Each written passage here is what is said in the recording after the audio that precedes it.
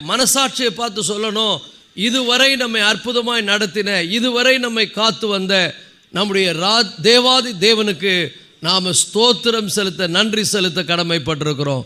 எல்லாரும் அவரை நோக்கி, ஆண்டவரே உமக்கு நன்றி, இந்த 2023ஆம் ஆண்டு முழுவதும் நீர் என்னை நடத்தி வந்தீர், உமக்கு நன்றி என்று கரங்களை உயர்த்தி ஆண்டவருக்கு நன்றி சொல்லுவோமா? ஹல்லேலூயா, ஹல்லேலூயா, ஹல்லேலூயா. இதுதான் கர்த்தருடைய பிள்ளைகளே, மிக முக்கியமான இந்த வருஷத்தினுடைய இதை முடிக்கும் தருவாயில் நமக்கு மிக முக்கியமான ஒரு தேவை, மிகவும் இதுதான் நம்முடைய இந்த 2023 முடிக்கிற பொழுது நான் என்ன மனநிலையோடு முடிக்க போகிறேன், என்ன ஆண்டவருக்கு நான் செலுத்த போகிறேன் அப்படின்னு சொன்னால், என்னுடைய முழு இருதயத்தோடும் என்னுடைய முழு ஆத்மாவோடும் என் தேவனை நான் என்ன பண்ண போகிறேன், துதிக்க போகிறேன். ஒரு ஆமென் சொல்லுவோமா? the first and foremost need என்னன்னா, அவருக்கு நாம் நம்முடைய முழு ஆத்மாவை, நம்முடைய ஆத்மாவை பார்த்து நம்ம சொல்ல வேண்டியது, என் ஆத்மாவே நீ கர்த்தரை ஸ்தோத்தரி, அவர் செய்த சகல உபகாரங்களையும் மறவாதே. அப்போ என்ன உபகாரம் அவர் செய்திருக்கிறார்னா, அந்த வசனத்தில் சொல்லப்பட்டிருக்கிறது, அவர் நம்முடைய அக்கிரமங்களை எல்லாம் மன்னித்திருக்கிறார். புது வருஷம் போகும்போது நம்ம எப்படி போக போகிறோன்னா, எல்லா பாவங்களையும் அவர் சுத்திகரித்து ஒரு புதிய மனிதனாக நம்மை மாற்றின நிலையில் ஒரு புதிய மனிதனாக நம்ம என்ன பண்ண போகிறோம், புது வருஷத்துக்குள்ளே நுழைய போகிறோம். இன்றைக்கி நிறைய பேர் இந்த புது வருஷத்தை எப்படி துவங்குறதுனே தெரியல. ஆனால் நமக்கு வேதம் கட்டளையிடுகிறது, நம்முடைய ஆசீர்வாதம் என்ன? What is our blessedness? Our blessedness is forgiveness of sin, forgiveness of iniquity. நம்முடைய ஆசீர்வாதம் எங்கே இருக்கிறது? நமது மிக முக்கிய தேவை என்ன? ஆண்டவர் எனக்கு செய்ததிலேயே பெரிய உபகாரம் என்ன? என் ஆத்மாவை பார்த்து சொல்லுகிறேன், இந்த வருஷத்தில் அவர் நான் செய்த எல்லா அக்கிரமங்களையும் எனக்கு மன்னித்திருக்கிறார். கரலை தட்டி ஆண்டவருக்கு நன்றி சொல்லுவோமா? ஹல்லேலூயா. எத்தனை பேர் நம்புறீங்க? ஒருவேளை நீங்கள் குற்ற உணர்வீங்கன்னா, ஐயோ இந்த வருஷம் நான் என்னென்னமோ பண்ணிட்டேனே, ஆண்டவரை நான் எப்படியோ துக்கப்படுத்திட்டேனே, என்னென்னமோ செய்துட்டேனேன்னு ஒருவேளை நீங்கள் உங்கள் இருதயத்தில் ஒரு ஃபீலிங் உங்களுக்கு இருக்குன்னா, நீங்கள் செய்ய வேண்டியது என்ன தெரியுமா? நீங்கள் ஆண்டவரை நோக்கி, ஆண்டவரே என் குறைவுகள் எல்லாம் நான் இந்த பழைய வருஷத்தோடு விட்டுறேன், என் பாவங்களை எல்லாம் என்ன பண்ணுங்க, நிவர்த்தி ஆக்குங்க. நான் ஒரு புது வருஷத்துக்குள்ளே எப்படி போக போகிறேன்? பழையவைகளை எல்லாம் ஒழித்து விட்டு போக போகிறேன். பக்கத்தில் பார்த்து சொல்லுங்கள், புது வருஷத்துக்குள்ளே போகும்போது பழைய சிந்தை, பழைய புத்தி, பழைய குணம், பழைய என்னெல்லாம் உள்ள மண்டி கிடக்குதோ அதையெல்லாம் மனப்பூர்வமாக என்ன பண்ணுங்க, ஆண்டவர் முன்னால் அறிக்கை செய்து விட்டு விடுங்க. ஒரு தேவனுடைய பிள்ளையனுடைய ஆசீர்வாதம் எங்கே தங்கி இருக்கிறதுன்னு சொன்னால், இந்த உலகத்தில் இருக்கக்கூடிய மற்ற எதில் இல்லைங்க, அவர்கள் பாவம் மன்னிக்கப்படுகிறதுல தான் அது இருக்கிறது. பாவ மன்னிப்பு நிச்சயத்தை நாம் பெற்றுக்கொண்டால், பரிசுத்தமாய் நாம் அந்த புது வருஷத்துக்குள்ளே பிரவேசித்தால், பழையவைகளை எல்லாவற்றையும் ஒழித்து நம்முடைய வாழ்க்கையில் புதிய காரியங்களை செய்ய அவர் வல்லவராயிருக்கிறார். ஹல்லேலூயா, ஹல்லேலூயா. நம்முடைய ஆசீர்வாதம் எங்கே தங்கி இருக்கிறது? நம்முடைய ஆசீர்வாதம் நம்முடைய பாவங்கள் மன்னிக்கப்படுகிறதுல தங்கி இருக்கிறது. பாவம் மன்னிக்கப்பட்டால் என்ன நடக்கும்? வெறும் பாவத்தை மாத்திரம் ஆண்டவர் மன்னிக்கிறது இல்லைங்க. நீங்கள் வியாதியில் நீங்கள் ஜெபிக்கும் போது கர்த்தர் கேட்பார். இந்த 2023 நம்ம சந்திக்காத வியாதி கிடையாது. சொல்லப்போனால் COVID-19 அப்பத்திலிருந்து இது வரைக்கும் எவ்வளோ பயந்தோம். இப்போ கூட சொல்கிறாங்க, கோவிட் புதிய வேரியண்ட்டாக வருது. அது மட்டும் இல்லை, என்னென்னமோ வியாதி இடையில வருகிறது, என்னென்னமோ நோய்கள் வருகிறது. ஆனால் நம்முடைய பாவங்களை மன்னிக்கிற அதே ஆண்டவர் நம்ம பாவம் மன்னிப்பை பெற்றுக்கொண்ட பிறகு நாம் நம்முடைய பலவீனங்களுக்காக ஜெபிக்கும் பொழுது கூட நம்முடைய பலவீனங்களை நீக்கி அவர் நம்மை பலப்படுத்த வல்லவராய் இருக்கிறார். இந்த ஆண்டு முழுவதும் அவர் வல்லவராய் இருந்தார். ஆகவே தான் இந்த ஆண்டை நம்ம முடிக்க போகிற தருவாயில் வந்திருக்கிறோம். ஒரு ஆமென் சொல்லுவோமா? ஹல்லேலூயா. ஒரு பாவத்தை மன்னிக்கிற அதே ஆண்டவர், பாவத்தை மன்னித்த அதே தேவன் எனக்கு என்னுடைய எல்லா விதமான நோய்களையும் அவர் மன்னிக்கிறார். ஒரு ஆமென் சொல்லுவோமா? எல்லா நோய்களையும். பக்கத்தில் பார்த்து சொல்லுங்க, நம்முடைய பாவங்கள் எல்லாவற்றையும் மாத்திரம் இல்லைங்க, அந்த வார்த்தையை கவனிங்க. அவர் நம்முடைய பாவங்களை எல்லாம் மன்னித்து நோய்களை எல்லாம் சொல்லுங்க. இந்த 2023 எனக்கு ஏற்பட்ட எல்லா நோய்களையும் கர்த்தர் குணமாக்கினார். இன்னைக்கு ஒருவேளை யாராவது பலவீனத்தோடு வந்திருக்கிறீங்களா? உங்கள் பாவத்தை அறிக்கையிட்ட ஆண்டவரிடத்தில் கேளுங்க. ஆண்டவரே, என்னை குணமாக்குங்க ஆண்டவரே, என் மேலே இரக்கமாயிருங்க ஆண்டவரே, எனக்கு ஆண்டவரே உதவி செய்யுங்க ஆண்டவரே. அவர் இரக்கமும் மன உருக்கமும் உள்ளவர். அவருடைய இரக்கங்களுக்கு முடிவில்லை. அவர் மனதுருகி உங்களை தொடுவாரானால் அவர் பரம வைத்தியர். அவரால் குணமாக்க முடியாத வியாதி எதுவுமே கிடையாது. ஆகவேதான் இந்த வசனம் நமக்கு சொல்லுகிறது. இதை அனுபவித்த ஒரு மனிதன் சொல்லுகிறான், ஆத்மாவுக்கு பார்த்து சொல்றான். அவன் பாவங்களை எல்லாம் மன்னிக்கப்பட்ட ஒரு அனுபவம் அவனுக்கு இருந்தது. அது மாத்திரம் இல்லை, அவனுக்கு ஏற்பட்ட வியாதிகளை எல்லாம் கூட கர்த்தர் குணமாக்கி இருக்கிறார். இந்த வருஷத்தை முடிக்கிறதுக்குள்ள பழசு எல்லாம் போயிடும், எல்லாம் புதுசாகிடுவீங்க. பழைய சாபம் போயிடும்.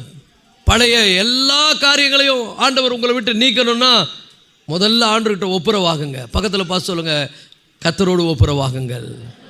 ஹல்லேலூயா. அவரிடத்தில் ஒப்புரவாகுங்கள். அவர் பாவங்களை மன்னிக்கிறவர் மாத்திரம் இல்லை, எல்லா வியாதிகளையும் கூட என்ன பண்ணுகிறவர்? குணமாக்குகிறவர். ஹல்லேலூயா. அப்போ என்ன இங்கே மீன் பண்ணுறாருன்னா, is not only heal your spiritual things, he also heal your physical body. நிறைய பேருக்கு ஆவியிலையும் நோய் இருக்குது, சரீரத்திலையும் நோய் இருக்குது. அநேகருக்கு ஆவியில் நோய் இருக்கிறதுனால தான் சரீரத்திலேயே நோய் இருக்குது. ஆனால் ஆண்டவர் நம்முடைய ஆவிக்குரிய நோய்களை நீக்குகிறவர் மாத்திரம் இல்லை. ஆவிக்குரிய நோய் என்னது? நம்ம பண்ணுற எல்லா பாவங்கள், தெரிந்தோ தெரியாமலோ, அறிந்தோ அறியாமலோ, அல்லது ஏதோ யாரோ ஒரு உங்களை இடர பண்ணினதுனாலேயோ, ஏதோ ஒரு தடுமாற்றத்தினாலேயோ, எங்கெல்லாம் அவரை துக்கப்படும்படி நீங்கள் நடந்தீர்களோ, அதையெல்லாம் நீங்கள் உணர்ந்த அவரிடத்தில் ஒப்புரவானீர்களோ, அந்த ஆவிக்குரிய நோய்களாகிய பாவங்களை மாத்திரல்ல, உங்க சரீரத்தில் ஏற்படுகிற பலவீனங்களையும் நோய்களையும் கூட நீக்க அவர் வல்லவராய் இந்த 2023 இருந்திருக்கிறார். ஹல்லேலூயா. எத்தனை பேர் இதை உங்க ஆத்மாவில் உணர்கிறீர்கள்? அவர் நம்முடைய ஆவிக்குரியதை மாத்திரம் கவனம் செலுத்துறவர் அல்ல, என் சரீர பிரகாரமான நோய்களை அவர் என்ன பண்ணுகிறார்? குணமாக்குகிறார். ஹல்லேலூயா. ஏன்னா இந்த ஆவிக்குரிய இந்த நோய் என் ஆத்துமாவை என்ன பண்ணுகிறதுன்னா பலவீனப்படுத்துகிறது. அநேகருடைய ஆத்துமா என்ன பண்ணுகிறது? சோர்ந்து போகிறது. ஆண்டவரோடு அவர்களுக்கு நெருக்கமான ஒரு ஐக்கியத்தை பெற முடியலை. ஆண்டவரோடு அவங்க பேச முடியலை. குற்ற உணர்வு அவங்க ஆத்மாவை வாட்டி கொண்டிருக்கிறது. ஆனால் பாவம் மன்னிக்கப்பட்டா நீங்கள் கூட சந்தோஷப்பட்டு சொல்லுவீங்க, என் ஆத்மாவே நீ கர்த்தரை ஸ்தோத்திரி, அவர் செய்த சகல உபகாரங்களையும் மறவாதே.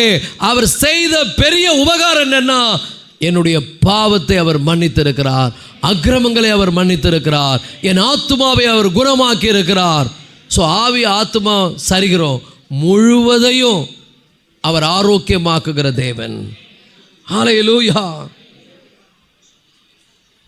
ஆவி ஆத்மா சரீரம் முழுவதை அவர் குணமாக்குகிறவர். இந்த ஆண்டு முழுவதும் அவர் நமக்கு அப்படியா இருந்தார். ஹல்லேலூயா. எத்தனையோ மரணத்துக்கு ஏதுவான நோய்களிலிருந்து கூட கர்த்தர் நம்மை தப்புவித்திருக்கிறார். எத்தனை பேர் நம்புறீங்க? என்ன மரணத்துக்கு ஏதுவான நோய்களிலிருந்து உங்களுக்கே தெரியாது. மரணத்துக்கு ஏதுவான நோய்களிலிருந்து கூட கர்த்தர் நம்மை தப்புவித்திருக்கிறார். சில பாவங்கள் மரணத்துக்கு ஏதுவான பாவம் கூட உண்டு. அது நம்முடைய ஆத்துமாவை ரொம்ப பலவீனப்படுத்தக்கூடிய பாவங்கள். அப்போ ஆத்துமாவை அவர் குணமாக்குகிற அதே தேவன், ஆவிக்குரிய காரியங்களிலே அக்கறை கொள்ளுகிற அதே தேவன், நம்முடைய சரீரத்தையும் அவர் பாதுகாப்பேன் என்று வாக்கு கொடுத்திருக்கிறார். இந்த 2023 முழுவதும் அவர் அற்புதமாக என்ன பண்ணாரு? பாதுகாத்தார். பக்கத்தில் பார்த்து சொல்லுங்க, அவர் உன் நோய்களை எல்லாம் உனக்கு குணமாக்குவார். ஆனால் நம்ம ஒப்புரவாகணும் ஆண்டர்கிட்ட. ஒப்புரவாகாம ஆவிக்குரிய ரீதியில் ஆண்டவரோடு நம்ம ஒப்புரவாகாமல் சரிகிற பிரகாரமான சுகத்தை எதிர்பார்க்க முடியாது. ஆனால் தேவன் ரெண்டையும் குணமாக்குகிறவர். ஒரு அல்லேலூயா சொல்லுவோமா? ஹல்லேலூயா. அது மாத்திரம் இல்லைங்க, அங்கே சொல்லப்படுகிறது, உங்களை அழிவுக்கு விலக்கி மீட்டு, அழிவுக்கு விலக்கி மீட்டு. என்ன அழகாக சொல்கிறார். அவர் உன் அக்கிரமங்களை எல்லாம் மன்னித்து உன் நோய்களை எல்லாம் குணமாக்கி உன் பிராணனை அழிவுக்கு விலக்கி மீட்டு. நீங்கள் பார்க்குறீங்க எத்தனையோ விதமான பேராபத்துக்கள், எத்தனையோ விதமான பேரழிவுகள் இந்த தேசத்தை வந்து தாக்கியது. கொள்ளை நோய் வந்தது, இயற்கை பெரிய பேரழிவுகள் வந்தது. ஆனால் அவைகள் எல்லாவற்றிலிருந்து கர்த்தர் நம்முடைய பிராணனை விலக்கி இந்த ஆண்டு மீட்டிருக்கிறார். எத்தனை பேர் நம்புறீங்க கர்த்தர் என் பிராணனை அழிவுக்கு விலக்கி மீட்டார் என்று? ஒரு ஆமென் சொல்லுவோமா? ஹல்லேலூயா. He redeemed my life from distraction. அவர் என் ஆத்துமாவை, அவர் என்னை, He redeemed my life from distraction. அவர் என்னுடைய பிராணனை அழிவுக்கு விலக்கி மீட்கிறவர். ஒரு ஆமென் சொல்லுவோமா? ஹல்லேலூயா, ஹல்லேலூயா. என் ஆத்துமாவை அவர் அழிவுக்கு விலக்கி மீட்கிறார்.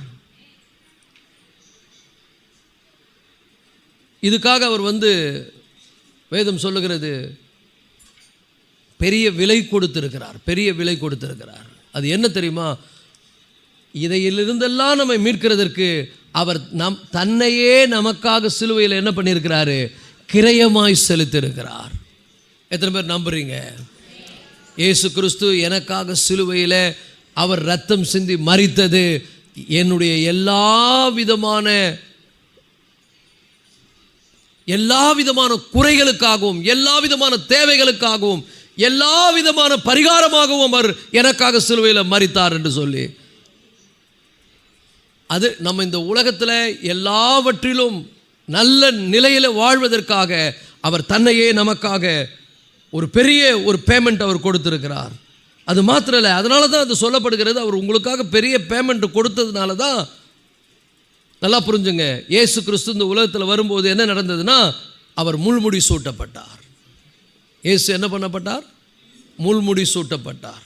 அப்படின்னா என்ன அர்த்தம்னா, நம்மை கிருபையினாலும் நன்மையினால் முடிசூட்டப்படும்படியாய் அவர் முள்முடி சூடிக்கொண்டார். பக்கத்தில் பார்த்து சொல்லுங்க, உன்னை நன்மையினாலும் கிருபையினாலும் முடிசூட்டுவதற்காக அவர் முள்முடியை சூடிக்கொண்டார். அதை கொஞ்சம் நினைச்சு பாருங்க. ஹல்லேலூயா. அதை உரிமைப்படுத்துங்க. இயேசு கிறிஸ்து எனக்காக முள்முடியை என்ன பண்ணாரு? அணிந்து கொண்டார். ஆனால் சிங்காசனத்தில் வீற்றிருக்கிறவர் அவருடைய கிரீடத்தை அவர் நமக்காக என்ன பண்றாரு? துறந்து இந்த பூமிக்கு வந்தாரு. இந்த உலக மக்களும் நம்முடைய பாவங்களும் சேர்ந்து, நம்முடைய சாபங்களும் சேர்ந்து அவருக்கு என்ன சூட்டியது? முள்முடி சூட்டியது. ஏன் தெரியுமா? அவர் நமக்கு கிருபையினாலும் இரக்கங்களால், அது பாருங்க அந்த வசனம் வருது, நன்மையினால் உன் வாயை திருப்தியாக்குகிறார், கழுகுக்கு சமானமாய் உன் வயது வாழ வயது போல ஆகிறது. 4ஆம் வசனம், உன் பிராணனை அழிவுக்கு விலக்கி மீட்டு உன்னை கிருபையினாலும் இரக்கங்களினாலும் முடிசூட்டி. கரங்களை தட்டி கர்த்தரை மகிமைப்படுத்துவோமா? ஹல்லேலூயா. Who crowned thee the kindness of love and the tender mercies, who satisfied my mouth with the good things. என் வாயை நன்மையால் திருப்தி ஆக்கியிருக்கிறார். இந்த 2023ஆம் ஆண்டு என் வாயை அவர் நன்மையால் திருப்தி ஆக்கியிருக்கிறார். எனக்கு வந்த எல்லா சோதனையின் மத்தியிலும், துயரத்தின் மத்தியிலும், எனக்கு வந்த எல்லா பிரச்சனைகள் மத்தியிலும் என் பாவங்களை மன்னித்தவர், என் நோய்களை குணமாக்கினவர், என் பிராணனை அழிவுக்கு விலக்கி மீட்டவர், என்னை கிருபையினாலும் இரக்கங்களினாலும் முடி சூட்டினவர். ஒரு ஆமென் சொல்லுங்க. அவரை மட்டும் மறக்காத. அவருக்கு என் ஆத்துமாவே நீ என்ன பண்ணு? கர்த்தரை என்ன பண்ணு? ஸ்தோத்தரி. ஏன்னா இதையெல்லாம் அவர் நாம பெற்றுக்கொள்வதற்காக அவர் தன்னையே நமக்காக என்ன பண்ணார்? கல்வாரி சிலுவையில் அந்த கொல்கதாவில் அவர் என்ன பண்ணார்? தன்னையே அவர் பலியாக்கினார். நம்முடைய வாயை அவர் நன்மையால் என்ன பண்ணுறாரு? திருப்தி ஆக்குகிறார். நம்மை எப்படி அவர் திருப்தி ஆக்குகிறார்னு சொன்னால், தேவனுடைய பிள்ளைகளை அவர் சொல்லுகிறார், அவருடைய பிள்ளைகளை நன்மையினால் திருப்தி ஆக்குகிறார். பக்கத்தில் பார்த்து சொல்லுங்க, இந்த வருஷம் முழுவதும் கர்த்தர் உன்னை நன்மையினால் திருப்தி ஆக்கியிருக்கிறார். எத்தனை பேர் அதை நம்புறீங்க? அல்லேலூயா. எத்தனை பேர் அதற்கு நன்றி உள்ளவர்களாக இருக்க போறீங்க? இந்த உலகத்தில் எத்தனையோ காரியங்கள் வருகிறது, எத்தனையோ போராட்டங்கள் வருகிறது, எத்தனையோ சோதனைகள் வருகிறது. எல்லாருக்கும் வருகிற சோதனை நமக்கும் உண்டு. ஆனால் நாம் ஆராதிக்கிற தேவன் நமக்கு எப்படி இருந்திருக்கிறார்? உண்மை உள்ளவராய் இருந்திருக்கிறார். அவர் திராணிக்கு மேலே சோதிக்கப்படுவதற்கு நமக்கு இடம் கொடாமல் அதிலிருந்து நம்மை தப்பித்துக் கொள்ளும்படியான போக்கை ஏற்படுத்தி இருக்கிறார். கரங்களை தட்டி கர்த்தரை மகிமைப்படுத்துவோமா? ஹல்லேலூயா. அவர் இல்லாமல் இந்த உலகத்தில் ஒரு மனிதனும் திருப்தியாக வாழ முடியாது. பக்கத்தில் பார்த்து சொல்லுங்க, அவர் உன் வாழ்க்கையில் இல்லைன்னா நீ திருப்தியாக வாழ முடியாது. ஒரே குறைவுபட்டு கொண்டே இருப்பேன், குறைவில் தான் வாழ்வேன், வேதனையில் தான் இருக்கணும், மன சஞ்சலத்தில் தான் இருக்கணும். ஆனால் அவர் நம்முடைய ஆத்மாவை என்ன பண்ணார்? திருப்தி ஆக்குறார். அவர் இல்லாமல் என் வாழ்க்கையில் எந்த ஒரு திருப்தி என்ன பண்ணாது? வராது. ஹல்லேலூயா. அப்போ இதற்காக நம்ம என்ன பண்ணணும்னு வேதம் நமக்கு கட்டளையிடுது. வேதம் நமக்கு சொல்லுது. தாவீது இன்னொரு இடத்துல சொல்றாரு, அவர் என் ஆத்துமாவுக்கு நன்மை செய்தபடியால் நான் அவருக்கு கைமாறா எண்ணத்தை செலுத்த போகிறேன். ஒரு ஆமென் சொல்லுவோமா? எண்ணத்தை செலுத்த போகிறேன்.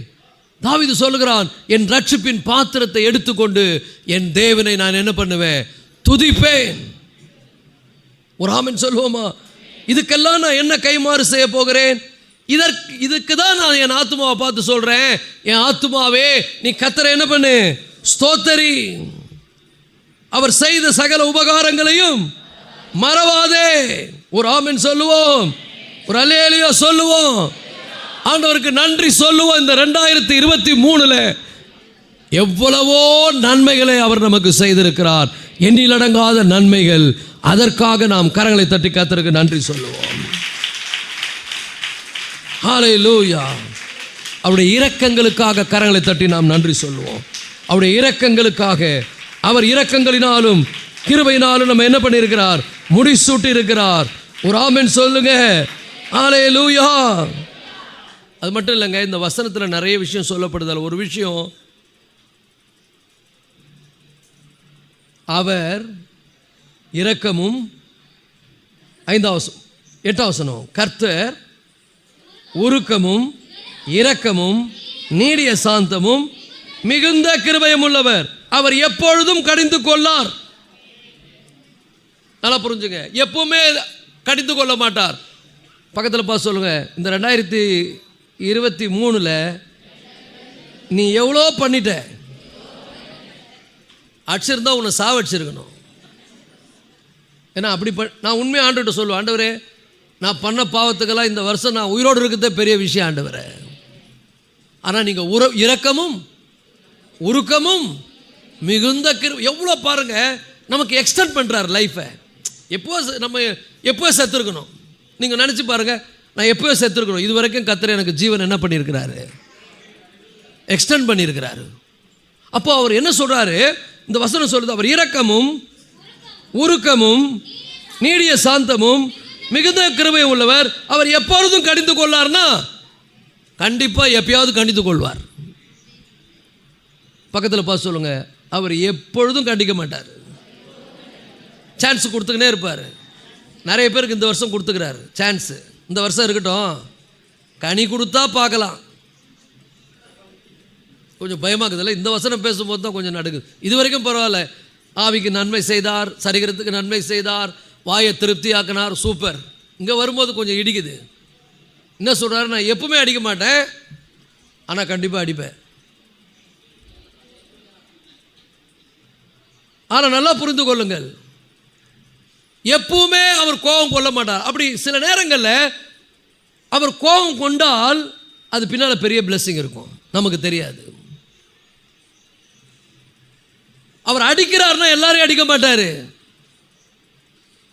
கர்த்தர் எவன் மேல் அன்பா இருக்கிறாரோ, ஒரு அல்லேலூயா சொல்லுவோமா? அவர் ரொம்ப ஜென்டில், அவருக்கு தெரியும். அதான் தாவீது கூட சொன்னா, ஆண்டவரே நீங்கள் என்னை தண்டித்தால் என்னால் தாங்க முடியாது, அதனால் என்ன பண்ணுங்க, தாங்குற அளவுக்கு அடிங்க. ஒரு ஆமென் சொல்லுங்க. மட்டாய் தண்டியுங்கள். ஆனால் ரொம்ப நல்ல தேவன். எப்படிப்பட்ட தேவன்? இரக்கமும் மன உருக்கமும் நீடிய சாந்தமும். பக்கத்தில் பார்த்து சொல்லுங்க, இதெல்லாம் அனுபவிச்சேன் அந்த வருஷம் கேளுங்க. இல்லை, இப்போ நான் நிற்கிறதே அது அவருடைய கிருபை தான். செத்துருந்தா எப்போ செத்துருக்கணும். ஒரு ஆமென் சொல்லுங்க. ஏன்னா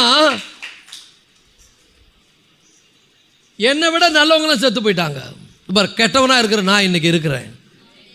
ஆண்டவருக்கு முன்னால் நான் அப்படி தான் எப்பவுமே சொல்லுவேன், ஆண்டவரே நான் ரொம்ப பர்ஃபெக்ட் கிடையாது ஆண்டவரே, நான் நிற்பதும் நிர்மூலமாகாது இருப்பதும் உடைய கிருபை. 2023 நான் நிற்பதும் நிர்மூலமாகாது இருப்பதும் உங்களுடைய கிருபை. பக்கத்தில் பார்த்து சொல்லுங்க, இந்த வருஷம் உனக்கு ரொம்ப ஆண்டவர் உன் மேலே ரொம்ப அன்பாகிறாரு போலகுது, உனக்கு இந்த வருஷத்தை கூட்டி கொடுத்துக்கிறாரு. ஆனால் அடுத்த வருஷம் அவருக்கு இன்னும் நன்றி உள்ளவனா வாழணும். நீ அப்படியே வாழக்கூடாது. கர்த்தர் இரக்கமும் மன உருக்கமும் நீடிய சாந்தமும் மிகுந்த கிருபையும் உள்ளவர். அங்கே கவனிங்க, அவர் எப்பொழுதும் கடிந்து கொள்ளார், ஆனால் கடிந்து கொள்வார். பக்கத்தில் பார்த்து சொல்லுங்க, எப்பவுமே கடிந்து கொள்ள மாட்டார், ஆனால் கடிந்து கொள்வார். யாராவது உங்கள் மேலே ரொம்ப அன்பாக இருந்தால் நீங்கள் போய் ஊரில் இருக்கிற பிள்ளைங்கள்லாம் கடிந்து கொள்ள மாட்டீங்க. யாரை கடிந்து கொள்வீங்க? தப்பு பண்ணும்போது எத்தனையோ முறை விட்டுருவீங்க, நம்ம புள்ள செல்ல புள்ள விட்டுருவீங்க. ஆனால் ஒரு நாள் கண்டிப்பாக மூஞ்ச காட்டுவீங்க. சில நேரத்தில் கையை கூட நீட்டுவீங்க. மூஞ்ச மட்டுமா காட்டுவீங்க, கையை கூட நீட்டுவீங்க. எல்லா நேரத்திலும் பண்ண மாட்டீங்க, காட்டுவீங்க. அவர் என்றென்றைக்கும் கோபம் கொள்ள மாட்டார், அது என்றென்றைக்கும் கடிந்து கொள்ளார். அப்புறம் அவர் எப்பொழுதும் கடிந்து கொள்ளார், என்றென்றைக்கும் கோபம் கொண்டிறார், ஆனால் கோபப்படுவார். நிறைய பேர் சொல்கிறாங்க, ஆண்டு ரொம்ப நல்லவர், ரொம்ப நல்லவர் தான், ரொம்ப அன்புள்ளவர் தான், இந்த வருஷம் உனக்கு கிருபையாய் கூட்டி கொடுத்திருக்கிறார். இந்த அத்திமரம் நிலத்தையும் கிடக்குது, கனியும் கொடுக்க மாட்டேனுது, இதை வெட்டி போடலாம் அப்படின்னு வெட்டி போடணும் எஜமான் சொல்லும்போது, தோட்டக்காரனாக இயேசு கிறிஸ்து உனக்காக பரிந்து பேசுகிறார். இந்த வருஷமும் இந்த 2024 இருக்கட்டும், நான் சுற்றி கொத்தி, இப்போ கொத்துறாரு, எரு போட்டு, இந்த உபவாச ஜபத்தில் நிறைய எரு போட்டார், எத்தனை பேர் தெரியுது? அது தண்ணி பாய்ச்சி பராமரித்து இன்னும் கூட அதுக்கு ஹெல்ப் பண்ணி பார்க்குறேன். அடுத்த வருஷம் கனி கொடுத்தா சரி. பக்கத்தில் பார்த்து சொல்லுங்க, 2024 வருது, கிருபையாக கர்த்தர் கொடுத்திருக்கிறார். செய்த நன்மையை மறக்காத. எவ்வளோ செய்திருக்கிறார், உன் ஜெபத்தெல்லாம் கேட்டிருக்கிறார், உனக்கு உதவி செய்திருக்கிறார், உனக்கு கிருபையாய் இந்த வருஷத்தை கூட்டி கொடுத்திருக்கிறார். அவருடைய தயவினால நம்ம நிற்கிறோம். ஒரு ஆமென் சொல்லுவோமா? அவர் நம்முடைய அந்த கிருபையினால் அவர் என்ன பண்ணார்? அவருடைய கிருபை நமக்கு இந்த வருஷத்தை என்ன பண்ண எக்ஸ்டெண்ட் பண்ணியிருக்குது. இந்த வருஷத்தினுடைய கடைசியை நான் பார்க்குறேன்னு சொன்னால் அது அவருடைய கிருபை. இன்னைக்கு நியூ இயர் கொண்டாட இங்கே வந்திருக்கிறேன்னு சொன்னால் அது அவருடைய கிருபை. ஒரு ஆமென் சொல்லுங்க. அவர் இரக்கமும் கர்த்தர் உருக்கமும் இரக்கமும் நீடிய சாந்தமும் மிகுந்த கிருபையும் உள்ளவர். இன்னொன்று சொல்கிறோம் பாருங்க, அவர் நம்முடைய பாவங்களுக்கு தக்கதாக நமக்கு செய்யாமல். எத்தனை பேர் ஃபீல் பண்ணுறீங்க, இந்த வருஷம் நான் நிறைய பண்ணியிருக்கிறேன், ஆனால் அவர் கிருபையாக எனக்கு என்ன பண்ணியிருக்கிறாரு? நீ பெற்றுக்கொண்ட எல்லா நன்மையும் ஏதோ நீ பர்ஃபெக்டாக இருந்ததுனால இல்லை, அவருடைய கிருபையினால உனக்கு வந்திருக்கிறது.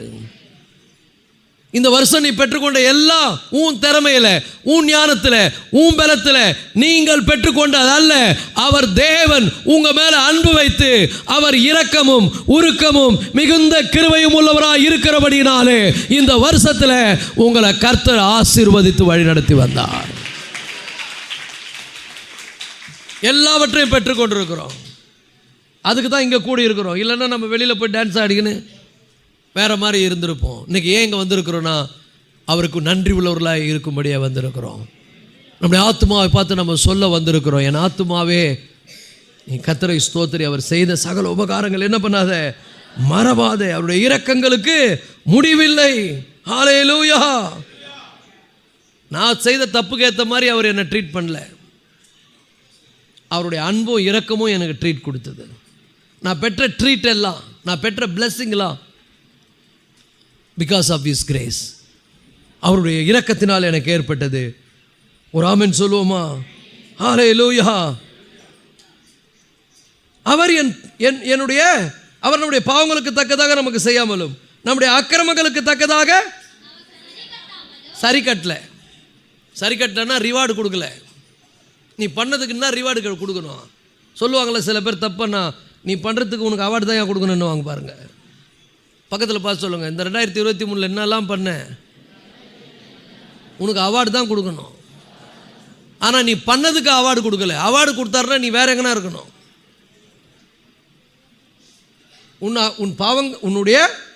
அவர் நம்முடைய பாவங்களுக்கு தக்கதாக நமக்கு செய்யலை, அக்கிரமங்களுக்கு தக்கதாக சரி கட்டலை. ஒரு ஆமென் சொல்லுவோமா? என்ன சொல்லப்படுகிறது? பூமிக்கு வானம் எவ்வளவு உயரமாக இருக்கிறதோ அவருக்கு பயப்படுகிறவர்கள் மேல் அவருடைய கிருபையும் அவ்வளவு பெரிதாக இருக்கிறது. அது அளவிடப்பட முடியாதது. கையை தட்டுங்களேன், கையை வச்சு என்ன தான் பண்ணுறீங்க? எவ்வளோ பெரிய கிருபை! பூமிக்கும் வானை அளவிட முடியாத கிருபை. அவருடைய கிருபைக்கு முடிவே இல்லைன்னு அதான் புலம்பல்ல சொல்றாரு. அவருடைய இரக்கங்களுக்கு முடிவில்லை. ஒரு அல்லேலூயா சொல்லுவோமா? ஸோ அது அளவிட ஆண்டவர் எப்படி சரி கட்டுறாருன்னா, நம்முடைய பாவங்களுக்கு தக்கதாகவோ நம்முடைய அக்கிரமங்களுக்கு தக்கதாகவோ இல்லை. நம்முடைய பாவங்களுக்கு தக்கதாக அவர் செய்யலை, நம்முடைய அக்கிரமங்களுக்கு தக்கதாக நம்ம என்ன பண்ணலை, நமக்கு ரிவார்டு கொடுக்கல. எப்படி கொடுக்கிறாருன்னு சொன்னா, கிருபையாய் நாம் பெற்றுக்கொண்டோம். இந்த 2023 நாம் பெற்றுக்கொண்ட அனைத்தும் அவருடைய கிருபையினால் எனக்கு வந்தது. அல்லேலூயா. அதனால தான் அடுத்த இந்த வசனத்தில் சொல்லும்போது சொல்றாரு,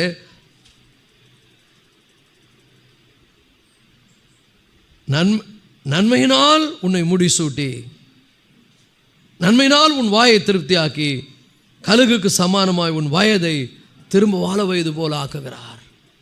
ஒரு ஆமென் சொல்லுவோமா? அப்போ கிருபையா இந்த ஆண்டு எனக்கு ஆண்டை முடிக்க கர்த்தர் எனக்கு கிருபை கொடுத்துருக்கிறார். பக்கத்தில் பார்த்து சொல்லுங்க, கிருபையினால இந்த வருஷத்தை நான் முடிக்க போகிறேன். Completely is grace. சில பேரை நம்ம நியாயம் திருப்பலை, அவங்க பண்ணதுக்கான பலனை அடைகிறாங்கன்னு சொல்லுவோம்ல. ஆனால் நமக்கு மட்டும் நமக்கு அவர் பாவங்களுக்கு தக்கதாக செய்யலை, அக்கிரமங்களுக்கு தக்கதாக நமக்கு சரி கட்டலை. அதற்கு நம்ம எவ்வளோ நன்றி உள்ளவர்களாக இருக்கணும் பாருங்கள். யாருமே பெருமைப்பட்டு கொள்றதுக்கு இங்கே ஒன்றும் இல்லை. அவர் முன்னால் சரஸ்டாங்கமாக விழுந்து, அவருடைய பாதத்தில் விழுந்து, ஆண்டவரே என் மேலே நீங்கள் வைத்த கிருபைக்கு ஆகுமக்கு நன்றி ஆண்டவரே, என் மேலே நீர் காண்பித்த அந்த அன்புக்காக உமக்கு நன்றி ஆண்டவரே. ஹல்லேலூயா. அதை யாருக்கு காமிக்கிறாரா? அங்கே சொல்லப்படுகிறது, அவருக்கு பயப்படுகிறவர்கள் மேல். வானம், பூமிக்கு வானம் எவ்வளோ உயரமாக இருக்கிறதோ அவருக்கு பயப்படுகிறவர்கள் மேல் அவருடைய கிருபையும் அவ்வளவு பெரிதாக இருக்கிறது. எத்தனை பேர் அவருக்கு பயப்படுறீங்க? பயப்படுறீங்கன்னா ஐயோ அவர் அடிச்சிருவார் அப்படி பயப்படுறீங்களா? இல்லை, அவருக்கு நீங்கள் அவருடைய வார்த்தைக்கு மரியாதை கொடுக்குறீங்க, அவருக்கு கீழ்ப்படிய விரும்புகிறீங்க, அவர் சொல்கிறபடி நடக்க விரும்புகிறீங்க, அதில் ரொம்ப நீங்கள் கவனம் செலுத்துறீங்க. That means you are love to honour him. அவரை கனப்படுத்த நீங்கள் விரும்புகிறீங்க. எத்தனை பேர் அவரை கனப்படுத்த விரும்புகிறீங்க? அப்படின்னா கரங்களை தட்டி கர்த்தரை மகிமைப்படுத்துங்க. அவரை கனப்படுத்துகிற எவரையும் அவர் கனப்படுத்துவார். அவரை கனவீனப்படுத்தணும்னு நினைக்கிறவங்க கனவீனம் அடைவார்கள். அவரை கனப்படுத்துகிறவர்களை அவர் என்ன பண்ணுவார்? கனப்படுத்துவார். நீங்கள் எல்லோரும் நோட்டு எடுத்துகிட்டு வந்திருப்பீங்கன்னு நினைக்கிறேன். ஒரு ஷீட்டை கிழிச்சுங்க. யாருக்காவது பேப்பர் இல்லைன்னா அவங்கக்கிட்ட அந்த பேப்பரை கொடுங்க. கொடுத்துட்டு அதில் நீங்கள் யாரையாவது மன்னிக்கணும்னு நினச்சா அவங்க பேரை எழுதி ஆண்டவரே, நான் இவங்களை என்ன பண்ணுறேன், நீங்கள் எனக்கு மன்னித்தது போல் நான் இவர்களை என்ன பண்ணுறேன், மன்னிக்கிறேன்னு எழுதி என்ன பண்ணுங்க, போகும்பொழுது அதை எங்கேயாவது போட்டு போயிடுங்க. ஒருபோதும் அதை நெஞ்சில் சுமந்து கொண்டு போகாதீங்க. இந்த புது வருஷம் போகும்போது அவர் என் மேலே கிருபையாக இருந்து இரக்கங்காட்டி என் பாவத்துக்கு தக்கதாக எனக்கு செய்யலை, என் அக்கிரமக்கு தக்கதாக சரி கட்டலை, நான் கூட என்ன பண்ண மாட்டேன், அப்படி நடக்க மாட்டேன். அவர் எப்படி நடந்தாரோ அதையே நானும் ஃபாலோ பண்ண போகிறேன். புது வருஷத்தில் நான் கெட்ட எண்ணம் கெட்ட காரியங்கள்லாம் உள்ளே வச்சுக்கின்னு என்ன பண்ண மாட்டேன், புது வருஷத்துக்குள்ளே போக மாட்டேன். என் ஆண்டவராகிய இயேசு கிறிஸ்துவோடு புது வருஷத்துக்குள்ளே போகிறேன். ஹல்லேலூயா, ஹல்லேலூயா. அவருடைய இரக்கங்களுக்கு என்ன இல்லை, முடிவே இல்லை. அவர் நம்முடைய அக்கிரமங்களுக்கு தக்கதாக நமக்கு என்ன பண்ணல, சரி கட்டலை. அப்போ நாமும் அப்படி தான் இருக்கணும். ஏன்னா நம்ம யார், அவருடைய பிள்ளைகள். ஒரு ஆமென் சொல்லுவோமா? ஹல்லேலூயா. அது எவ்வளவு பெரிதான், வானத்துக்கும் பூமிக்கும், பூமிக்கும் வானம் எவ்வளவு உயரமோ அவ்வளவு உயரமாய் அவருடைய கிருபை என்ன பண்ணுகிறது, நம்ம மேலே இருக்கிறது. ஹல்லேலூயா, ஹல்லேலூயா. நம்ம யார், பெரிய ஆளா? நம்ம ஒன்றும் பெரிய ஆள் கிடையாது. அவர் சொல்கிறாரு, நம்ம அவருடைய பார்வையில் மண் என்று நினைவு கூறுகிறார். ஆனால் இந்த மண்ணான மனுஷன் மேலே அவர் வைத்திருக்கிற அந்த மகிமையை பாருங்கள். இந்த மண்ணான மனுஷனை அவருடைய மகிமையால் முடிசூட்டுகிற தேவன், அவரை நேசிக்கிற, அவர் மீது பற்று கொள்ளுகிற, அவர் மீது அன்பு செலுத்துகிற ஒவ்வொருவருக்கும் என்ன ஆண்டவர் பிரதிபலனாக கொடுக்கிறார்னா, அதைத்தான் இப்போ நியூ இயரில் மீண்டும் பார்க்க போகிறோம். அவர் தன்னையே மகா பெரிய பலனாக நமக்கு கொடுக்க போகிறார். அந்த மகா பெரிய பலன் எப்படிப்பட்டது, மகா மேன்மை உள்ளது, மகா உயர்ந்தது. அதற்கு இந்த உலகத்தில் வேற எதையும் சரிப்படுத்த முடியாது. அது மிகவும் திருப்திகரமானது. ஹல்லேலூயா. ஆகவே தேவனுடைய பிள்ளைகளே, அதை அனுபவித்திருக்கிற நாம் அவருக்கு பிரியமான பிள்ளைகளாய் வாழ்வதற்கு சாதாரண மண் என்று நினைவு கூறுகிறார் அப்படின்னு இந்த வசனம் சொல்லுது. அவர் சொல்லுகிறார், கிழக்குக்கும் மேற்குக்கும் எவ்வளவு தூரமோ அவ்வளவு தூரமாய் அவர் நம்முடைய பாவங்களை விலக்கினார். தகப்பன் தன் பிள்ளைகளுக்கு இறங்குவது போல கர்த்தர் தமக்கு பயந்தவர்களுக்கு இறங்குகிறார். நம்முடைய உருவம் நாம் மண்ணுன்னு நினைவு கூறுறாராம். அப்படின்னா என்ன அர்த்தம், நம்ம சாதாரண ஆட்கள், ஆனால் நம்ம மேலே அவர் காமிக்கிற இறக்கம் எவ்வளோ பெருசு, அளவிட முடியாதது. பக்கத்தில் பார்த்து சொல்லுங்க, நம்ம ஒன்றும் பெரிய ஆள் கிடையாது.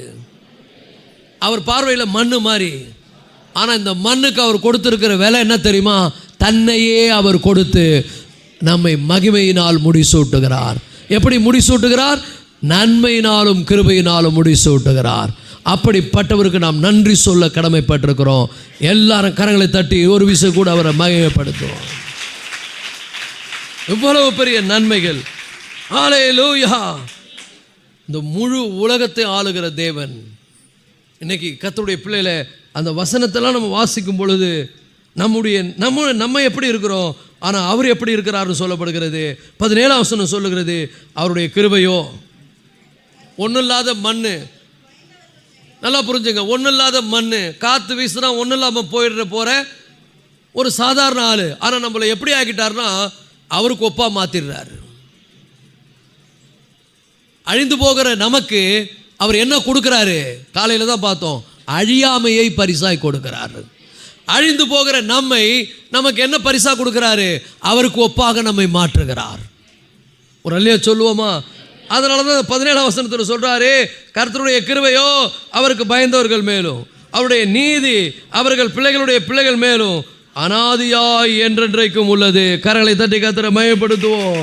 ஹல்லேலூயா. அவர் உடன்படிக்கையை கை கொண்டு அவருடைய கட்டளையின்படி செய்ய நினைக்கிறவர்கள் மேலேயே உள்ளது. அப்போ இந்த வருஷம் நான் எப்படி போகிறேன், அவருடைய அளவில்லாத கிருபையை பெற்றுக்கொண்டு அவரோடு கூட ஒப்புரவாகப்பட்டவனாக, அவரால் ஆசீர்வதிக்கப்பட்டவனாக, அவர் எல்லாம் இருந்தாலும் அவர் நம்ம கூட வரணும். அதுதான் மெயின். ஒரு ஆமென் சொல்லுங்க. அவரோடு கூட புது வருஷத்துக்குள்ளே நுழைய போகிறோம். நம்ம எல்லாரும் எழுந்திருந்து ஆண்டவரை நாம் ஆராதிக்க போகிறோம். ஒரு ஆமீன் சொல்லுவோமா? எல்லாரும் எழுந்திருப்போம். ஒரு வறுமையான தருணம், ஆண்டவரை பாடி மகிமைப்படுத்துகிற ஒரு அற்புதமான ஒரு தருணம். இந்த தருணத்தில் புது வருஷத்துக்குள்ள துதியோடும், வேதம் சொல்லுகிறது அவர் வாசல்களில் துதியோடும் அவர் பிரகாரங்களில் புகழ்ச்சியோடும் பிரவேசித்து உதடுகளின் கனிகளாகிய ஸ்தோத்திர பலியை அவர் மூலமாக எப்பொழுதும் கர்த்தராகிய இயேசு கிறிஸ்து மூலமாக எப்பொழுதும் அவருக்கு செலுத்துங்கள். அவர் செய்த சகல உபகாரங்களையும் மறக்காதீங்க. அவர் உங்கள் ஆவிக்கு மாத்திரம் இல்லை, ஆத்துமாவுக்கு மாத்திரம் இல்லை, உங்கள் சரீரத்தின் மீது அக்கறை உள்ளவர். நாம் சாதாரண, அவருடைய பார்வையில் ஒரு சாதாரண மண், ஒரு காற்றில் பூக்கிற ஒரு புல்லுக்கு ஒப்பானவர்கள். ஆனால் அவர் நமக்கு பாராட்டின கிருபை எவ்வளவு பெரிய தெரியுமா? பூமிக்கு வானம் எவ்வளவு உயரமோ அவ்வளவு பெரிய கிருபை அவர் நம்ம பாராட்டியிருக்கிறார். ஹல்லேலூயா! எல்லா கர்த்தரை ஸ்தோத்திரிப்போமா? அவருடைய கிருபை பெரியது, அவருடைய இரக்கம் பெரியது. ஹல்லேலூயா, ஹல்லேலூயா! எல்லா ரெண்டு கைகளை உயர்த்தி, உம்முடைய இரக்கம் பெரியது, உம்முடைய அன்பு பெரியது. ஹல்லேலூயா! அநாதி ஸ்நேகத்தால்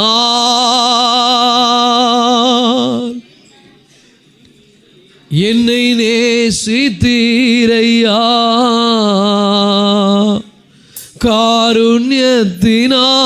காருண்யத்தினால் என்னை தெரிந்து கொண்டீரே.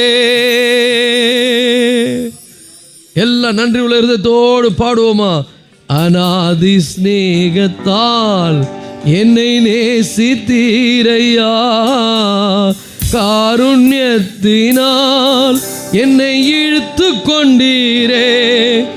அநாதி ஸ்நேகத்தால் என்னை நேசித்தீரையா, காருண்யத்தினால் என்னை இழுத்து கொண்டீரே. உங்க அன்பு பெரியது, உங்க இரக்கம் பெரியது, பெரியது, உங்க கிருபை பெரியது. எல்லாம் பாடுங்க. உங்க அன்பு பெரியது, இரக்கம் பெரியது, ஏதோ இல்ல, உணர்ந்தவர்களாய் பெரியது, உங்க கிருபை பெரியது. அநாதி ஸ்நேகத்தால் நன்றி உள்ளவர்களாய் நேசித்தீரையா, காருண்யத்தினால் என்னை இழுத்து கொண்டீரே. அநாதி ஸ்நேகத்தால் என்னை நேசித்தீரையா, காருண்யத்தினால் என்னை இழுத்து கொண்டீரே. அநாதையாய் அலைந்த என்னை தேடி வந்தீரே, அன்பு காட்டி அரவணைத்து காத்து கொண்டீரே. அநாதையாய் அலைந்த என்னை தேடி வந்தீரே, எல்லாம் ஒரு முறைதோடு காட்டி அரவணைத்து காத்து கொண்டீரே. உங்க அன்பு பெரியது, எல்லாம் முழுமனதோடு பாடுங்க.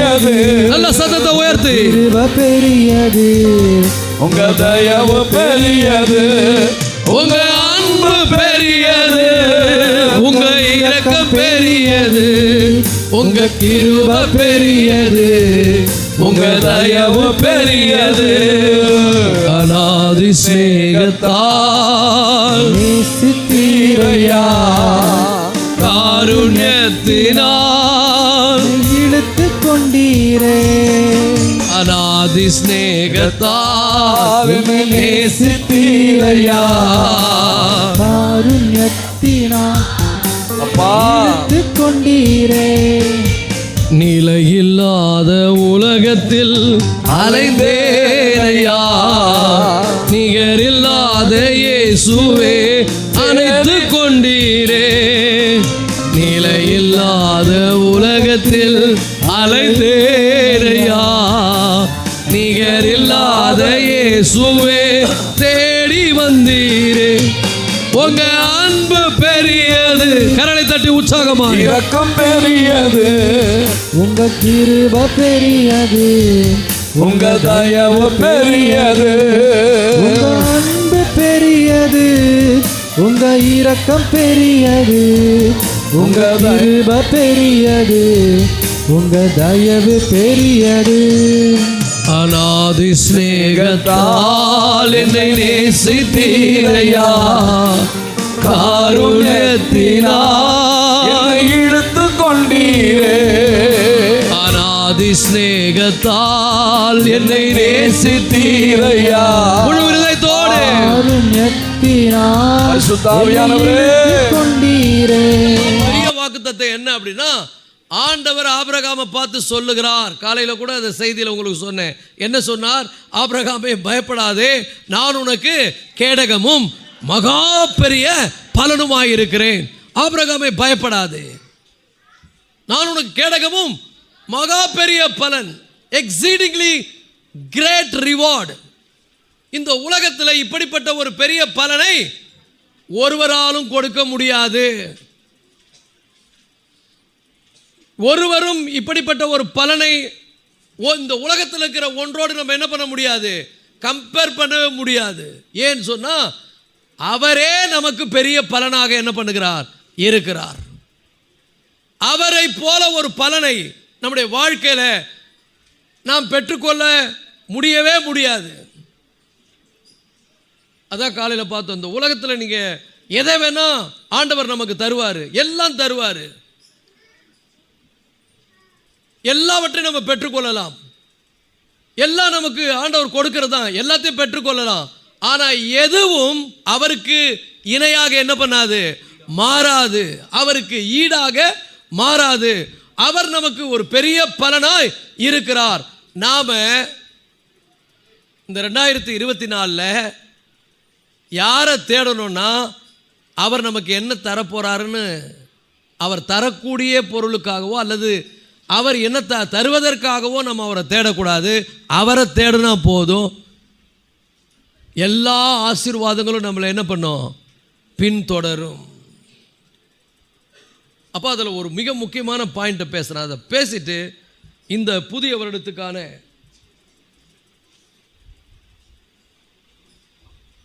வாக்குத்தத்தமாக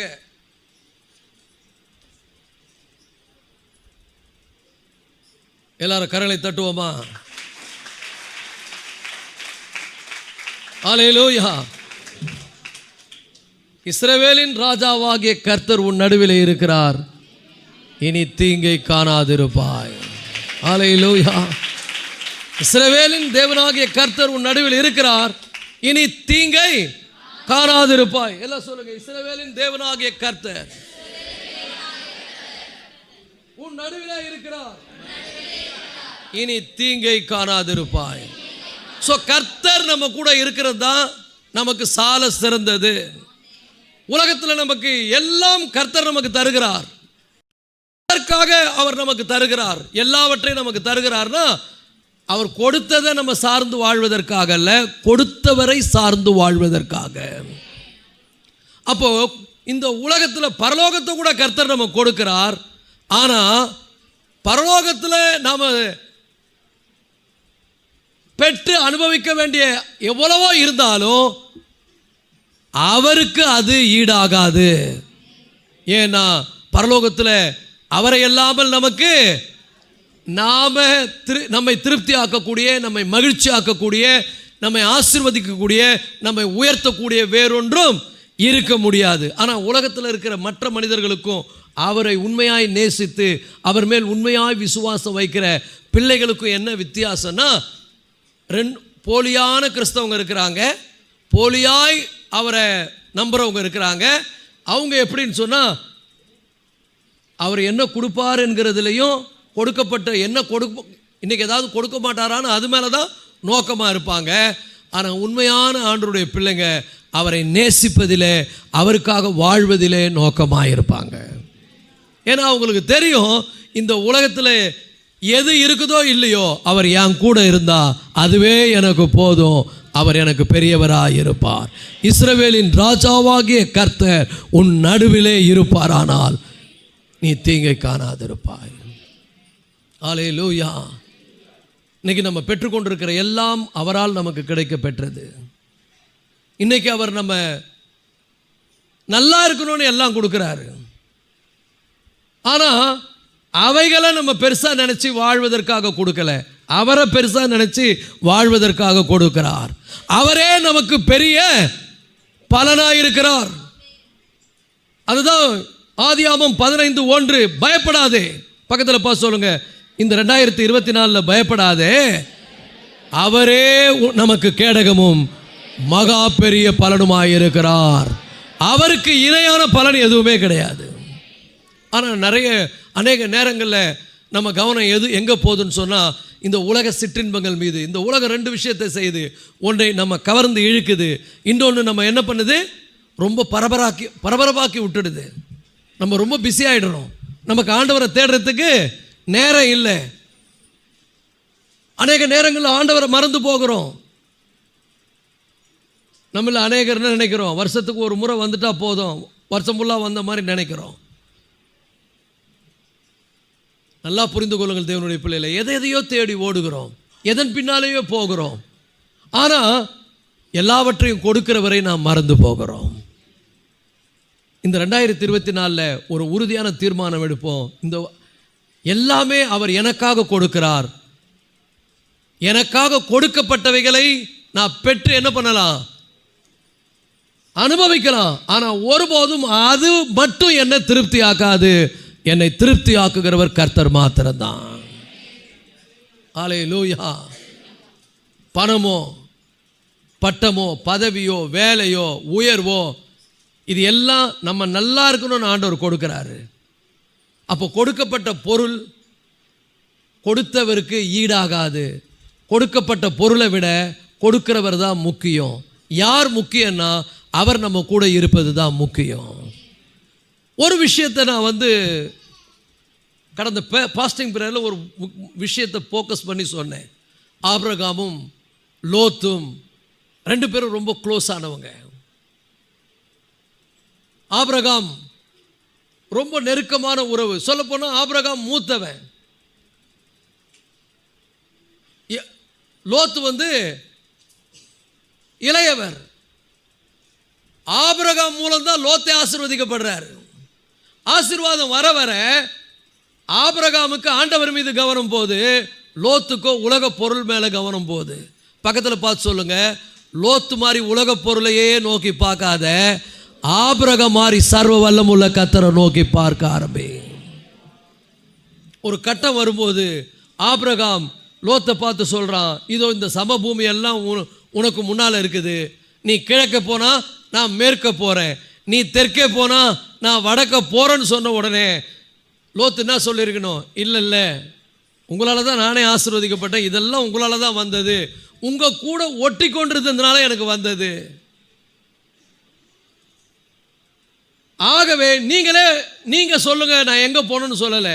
அவன் என்ன பண்ணான் தெரியுமா, வேதம் சொல்லுகிறது, அப்பொழுது லோத்து என்ன பண்ணானா, கண்களை ஏறெடுத்து பார்த்தான், சோதேமை பார்க்குறான். சோதேமனுடைய செழிப்பு அவனுக்கு ரொம்ப பெருசாக தெரிஞ்சது. ஆனால் ஆபிரகாமோ வறண்ட இடத்தை நோக்கி போகிறான். ஏன்னா ஆபிரகாம் செழிப்பு மேலே கண்ணை வச்சு போல, அந்த செழிப்பை உருவாக்குகிற தேவன் மேலே கண்ணை வச்சு போனான். ஒரு ஆமென் சொல்லுங்க. அப்போ இன்றைக்கும் கூட தேவனுடைய பிள்ளைகளை இந்த உலகத்தில் கர்த்தர் நமக்கு வாழக்கூடிய இந்த 2000 வருஷத்தில் உங்களுடைய தேவையெல்லாம் சந்திப்பார். நீங்கள் எதிர்பார்க்கிறதெல்லாம் தருவார். ஆனால் எதுவும் அவரை மறக்கிறதற்கு காரணமாக அமையக்கூடாது. பக்கத்தில் பார்த்து சொல்லுங்கள், என்ன நன்மை வந்தாலும் எவ்வளவு ஆசீர்வாதம் வந்தாலும் ஒருபோதும் அது அவரை மறக்கிறதற்கு அல்லது அவரை விட்டு பிரிக்கிறதுக்கு இடரலாக இருக்கக்கூடாது. நான் மேலே போக போக இன்னும் கர்த்தரிடத்தில் என்ன பண்ணுவேன், அதிகமாக நெருங்குவேன். மேலே உயர உயர நான் தாழ்மையாக இருப்பேன். மேலே உயர உயர அநேகருக்கு நான் ஆசீர்வாதமாக இருப்பேன். கர்த்தரை கனப்படுத்துகிறவனா இருப்பேன். ஒரு நாளும் அவரை நான் மறக்க மாட்டேன். ஒரு ஆமென் சொல்லுவோமா? இப்போ தேவனுடைய பிள்ளைகளை மிக முக்கியமான இதுதான் ஆபிரகாமுக்கும் லோத்துக்கும் உள்ள வித்தியாசம். லோத்து உலக சிற்றின்பங்களையும் உலக பொருட்களையும் பெருசாக பார்த்தான். ஆனால் ஆபிரகாம் அவரை ஆசீர்வதிக்கிற கர்த்தரை பெருசாக பார்த்தான். இன்னைக்கு நீங்களும் நானும் யாரை பெருசாக பார்க்க போகிறோம்? பக்கத்தில் பார்த்து கேளுங்க, உங்களுக்கு யார் பெருசாக தெரிய போகிறது? எது உங்களுக்கு பெருசு? எது உங்களுக்கு பெரியது? கொஞ்சம் கையில் பணம் வந்துட்டா அது பெருசாக தெரியுது, பக்கத்தில் இருக்கிற ஆள் தெரியல, ஆலயத்துக்கு வருவதில்லை, இல்லாத போது ஆண்டவர் நோக்கி கேட்பது, அது கிடைச்ச உடனே அவரை மறப்பது. அப்படிப்பட்ட நன்றி கெட்டவர்களாய் நம்ம இருக்கக்கூடாது. இந்த உலகத்தில் எதையும் அவர் தருவார், எல்லாம் அவர் நமக்கு கொடுக்க விரும்புகிறார். ஆனால் கொடுக்கப்பட்டது அவருக்கு அவரை விட்டு பிரிக்கிறதுக்கு காரணம் ஆகிடக்கூடாது. அதில் ரொம்ப கவனமாக இருக்கணும். நம்மளை ஆண்டவர் ஆசீர்வதிக்க அவருக்கு நம்ம எப்படி இருக்கணும்? நன்றி உள்ளவர்களாக இருக்கணும். ஒரு ஆமென் சொல்லுவோமா? ஹல்லேலூயா. அவரை அதிகமாய் பற்றி கொள்வது, அவர் மீது விசுவாசம் வைப்பது, அவரை நேசிப்பது, அவருக்காக வாழ்வது, இதில் தான் நம்ம கவனம் வைக்கணும் மொழிய. இதில் நீங்கள் கவனம் வைக்க வைக்க உங்களுக்கு வேண்டிய எல்லாவற்றையும் அவர் தருவார். இந்த உலகத்தில் எவ்வளோ பேர் என்ன பண்ணுறாங்க? நல்ல செழிப்பாக இருக்கிறாங்க, நல்ல ஆசீர்வாதமாக இருக்கிறாங்க, எல்லாம் இருக்கிறாங்க. எல்லாம் இருந்தால் அவங்களுக்கு என்ன இல்லை? மெய்யான சந்தோஷம் இல்லை, சமாதானம் இல்லை, திருப்தி இல்லை, விரக்தி தான் இருக்குது. ஆனால் நமக்கு இந்த உலகத்தில் நிறைய இல்லாமல் இருக்கலாம், நம்மை திருப்தி ஆக்குகிற தேவன் நம்மோடு கூட இருப்பார். எல்லாம் கையை தட்டுங்க, பக்கத்தில் பார்த்து சொல்லுங்க, இந்த உலகத்தில் நீ ஒன்றும் பெரிய செல்வம் வசதி இல்லாமல் இருக்கலாம், ஆனால் உன்னை திருப்தி ஆக்குகிற தேவன் உன் கூட இருக்கிறார். ஓ ஹல்லேலூயா. அவர் வற்றாத ஜீவ நதி, அவர் நம்மோடு இருக்கிறார், அவர் நம்மோடு இருக்கணும். இதுதான் நம்முடைய நோக்கம். உங்களுக்கு ஆபிரகாமுக்கும் லோத்துக்கும் கிடைச்ச சான்ஸ் மாதிரி ஒரு சான்ஸ் ஆண்டவர் கொடுத்தாருன்னா நம்ம எப்படி இருப்போம்? லோத்த மாதிரி இருப்போமா? ஆபிரகாம் மாதிரி இருப்போமா? லோத்த மாதிரி இருக்கிறவங்களாம் அல்லேலூயா சொல்லுங்க. தூங்குறாங்க, அதனால தூக்கத்தில் எது வேணா சொல்லு, அப்படியே விட வேண்டியது தான். பக்கத்தில் பார்த்து தூங்காத விழிப்பாரு. ஹல்லேலூயா. இந்த உலகத்தின் எந்த ஒன்றும் அவருக்கு சமமாகாது, உலகத்தில் இருக்கிற எதுவுமே அவருக்கு ஈக்குவல் ஆகாது. இந்த உலகத்தில் இருக்கிற எதுவுமே அவரை விட பெருசாகாது. ஏன்? பரலோகம் கூட அவரை விட பெருசாகாது. பரலோகத்தில் நம்ம பெற்று நம்ம பார்த்து அனுபவிக்கிறதுக்கு எவ்வளோ இருக்குது. அதான் சொன்னேன், தேவத்தூரில் இருக்கிறாங்க, அவங்கள பார்த்து அப்படியே வியந்து நிற்கலாம். கேருபீன்கள் இருக்கிறாங்க, அவங்கக்கிட்ட கம்யூனிகேட் பண்ணலாம். இப்படி எல்லாம் இருந்தால் கூட தாவீது என்ன சொல்கிறாரு? பரலோகத்தில் உம்மை இல்லாமல் எனக்கு யார் உண்டு. எவ்வளோ இருக்குது, அது பெருசாக தெரியல. தாவீதுக்கு யார் பெருசாக தெரிஞ்சது? தூங்குறவங்களாம் ஒரு அல்லேலூயா சொல்லுங்க, உஷாராக இருக்கிறீங்க. அப்போது தாவீதுக்கு அவன் பெற்ற எல்லாத்தை விட எது பெருசாக தெரிஞ்சது? பரலோகத்தை கூட அவன் பெருசாக நினைக்கலங்க. பரலோகத்தில் வாசம் பண்ணுகிற தேவன் தான் அவருக்கு பெருசாக தெரிஞ்சார். ஒரு ஆமென் சொல்லுவோமா? நிறைய பேர் நான் பரலோகத்துக்கு வரணும், ஏன்னா அவங்களுக்கு பரலோகம் பெருசாக தெரியுது. தாவீது சொல்கிறான், பரலோகத்தில் உண்மை இல்லாமல் எனக்கு யார் உண்டு? ஆண்டவரே, நான் பரலோகம் வந்தால் கூட நான் பெருசாக பார்த்து வியக்கக்கூடிய, நான் மகிழ்ச்சி ஆக்கக்கூடிய, என்னை சந்தோஷப்படுத்தக்கூடிய, நான் ஆசீர்வாதமாக இருக்கக்கூடிய ஒரே ஒரு நபர், என் மேலே அக்கறை உள்ள, எனக்காக ஜீவனை தந்த நீர் ஒருவர் மாத்திரம்தான் ஆண்டவரே. பூமியிலையும் அவர் தான், அங்கேயும் அவர் தான். சொல்லுங்க, இம்மையிலும் அவர் தான், மறுமையிலும் அவர் தான். அவர் கொடுக்குற பொருளையே பார்த்து நிற்காத, என்ன கொடுப்பார்னு கையே பார்த்து நிற்காத, அவரை நோக்கிப்பார். ஒரு ஆமென் சொல்லுங்க. அவருக்காக வாழணும்னு தீர்மானம் பண்ணு. இந்த வருஷத்தில் அவருக்காக வாழணும், அவருக்கு பிரியமாக நடக்கணும், அவரை கனப்படுத்தணும். இதுதான் நம்முடைய நோக்கமாக இருக்கணும். இந்த உலகத்தில் எது இழந்தாலும், எதை இழக்க நேர்ந்தாலும் அதை பற்றி கவலைப்படாத. ஒரு ஆமென் சொல்லுங்க. ஏன்னா இந்த உலகத்தில் நம்ம எதை இழந்தாலும் அதை நமக்கு ரெட்டிப்பாய் தரக்கூடிய தேவன் ஒருவர் இருக்கிறார். சில பேர் ஏதாவது ஒன்று போயிடுச்சுன்னா கொஞ்சம் மூஞ்சி சுழிச்சுக்கிறாங்க, அல்லது அவிசுவாசமாக பேசுகிறாங்க. ஆண்டவர் மேலே இருக்கக்கூடிய அன்பு குறையக்கூடாது. ஒரு ஆமென் சொல்லுங்க. எது போனாலும் இதுக்கு சமான ஆண்டவரே. உங்களுக்கு பாஸ்டிங் ப்ரேயருக்கு வந்தவங்களுக்கு புரியும். எது போனாலும் இதுக்கு சமான ஆண்டவரே. ஆனால் இந்த உலகத்தில் எனக்கு பெருசாக தெரியவர் நீர் ஒருவர் மாத்திரம் தான் ஆண்டவரே. இந்த உலகத்தில் எனக்கு நீர் தான். இம்மையிலும் நீர்தான், மறுமையிலும் நீர்தான். இந்த உலகத்தில் வாழ்ந்தாலும் உமக்காக, செத்தாலும் உமக்காக. அதனால தட்ட மாட்டீங்களா? அதனால தான் அவரை நேசித்தவருடைய பிள்ளைங்க எப்படி வாழ்ந்தாங்க தெரியுமா? ஒரு சூழ்நிலைன்னு வரும்போது அவருக்காக உயிரை கூட கொடுத்தாங்க. ஏன்னா அவர் உயிரிலும் மேலானவர். அவர் என் உயிரை விட மேலானவர். எவ்வளோ பேர் ஆண்டவருக்காக என்ன பண்ணாங்க? தங்களுடைய எல்லாவற்றையும் இழந்து வித்து கொடுத்தாங்க. அவங்க ஆண்டவருக்காக எல்லாத்தையும் திறந்து ஊழியம் செய்ய அப்படியே அந்த உலகத்தில் அவர்கள் வந்தாங்க. ஒரு சூழ்நிலை வரும்போது, ஒரு சூழ்நிலைன்னு வந்தா எத்தனை பேர் அவருக்காக சாட்சியா நிற்பீங்க? அவர் பெருசா தெரிவாரா? உலகம் பெருசா தெரியுமா? உலகம் பெருசா தெரிஞ்சா அவரை மறுதளிப்போம்.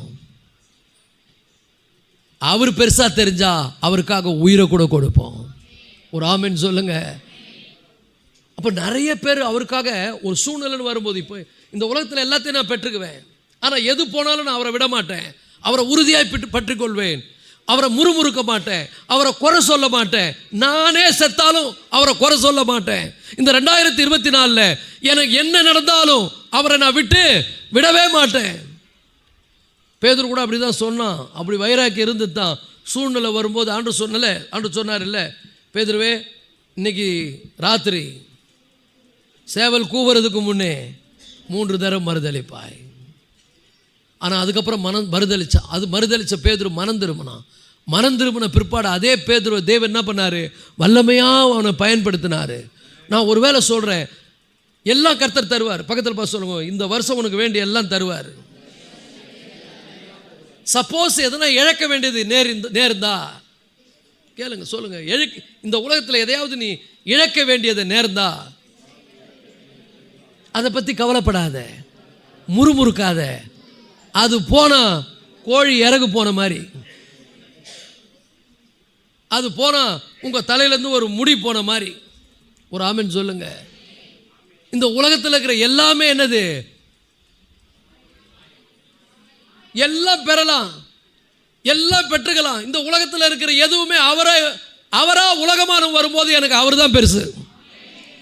சொல்லுங்க, அவரா உலகமான வரும்போது எனக்கு அவர் தான் பெருசு. உலகம் பெருசு கிடையாது. ஏன்னா எனக்கு அவர் எவ்வளோ பெரியவர்னு தெரியும், அவர் எவ்வளவு நல்லவர்னு தெரியும், அவர் எவ்வளவு நல்லவர்னு தெரியும். அல்லேலூயா சொல்லுவோமா? இப்போ நல்லா கவனிங்க. நம்முடைய நோக்கம், நம்முடைய ஏக்கம் எல்லாம் இந்த உலகத்து மேலே இருக்கக்கூடாது, உலகத்தில் இருக்கக்கூடிய பொருட்கள் மேலே இருக்கக்கூடாது. இதையெல்லாம் தருகிறவர் மேலே தான் இருக்கணும். இதெல்லாம் தருகிறவர் தான் என்ன பண்ணணும்? முக்கியம். ஒரு சூழ்நிலைன்னு ஒன்று வரும்போது இதையெல்லாம் நான் அவருக்காக இழக்க கூட தயார் அப்படின்னு சொல்றவங்க கைகளை தட்டுங்க பார்க்கலாம்.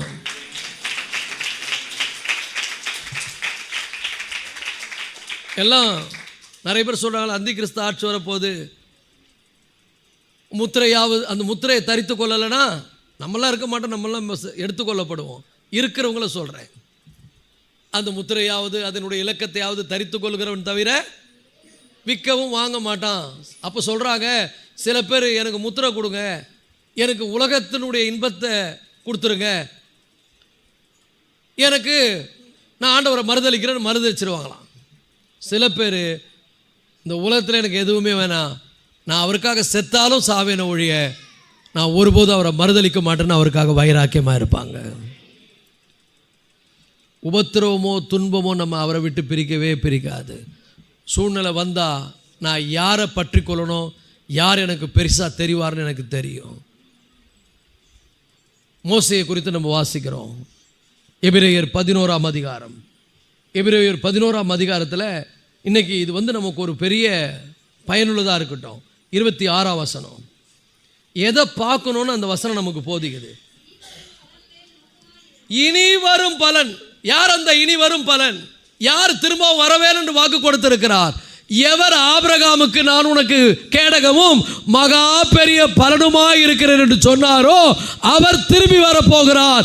என் நோக்கெல்லாம் இந்த உலகத்து மேலே இல்லை, வருவேன் என்று சொன்ன அவர் மேலே தான் என் நோக்கம்.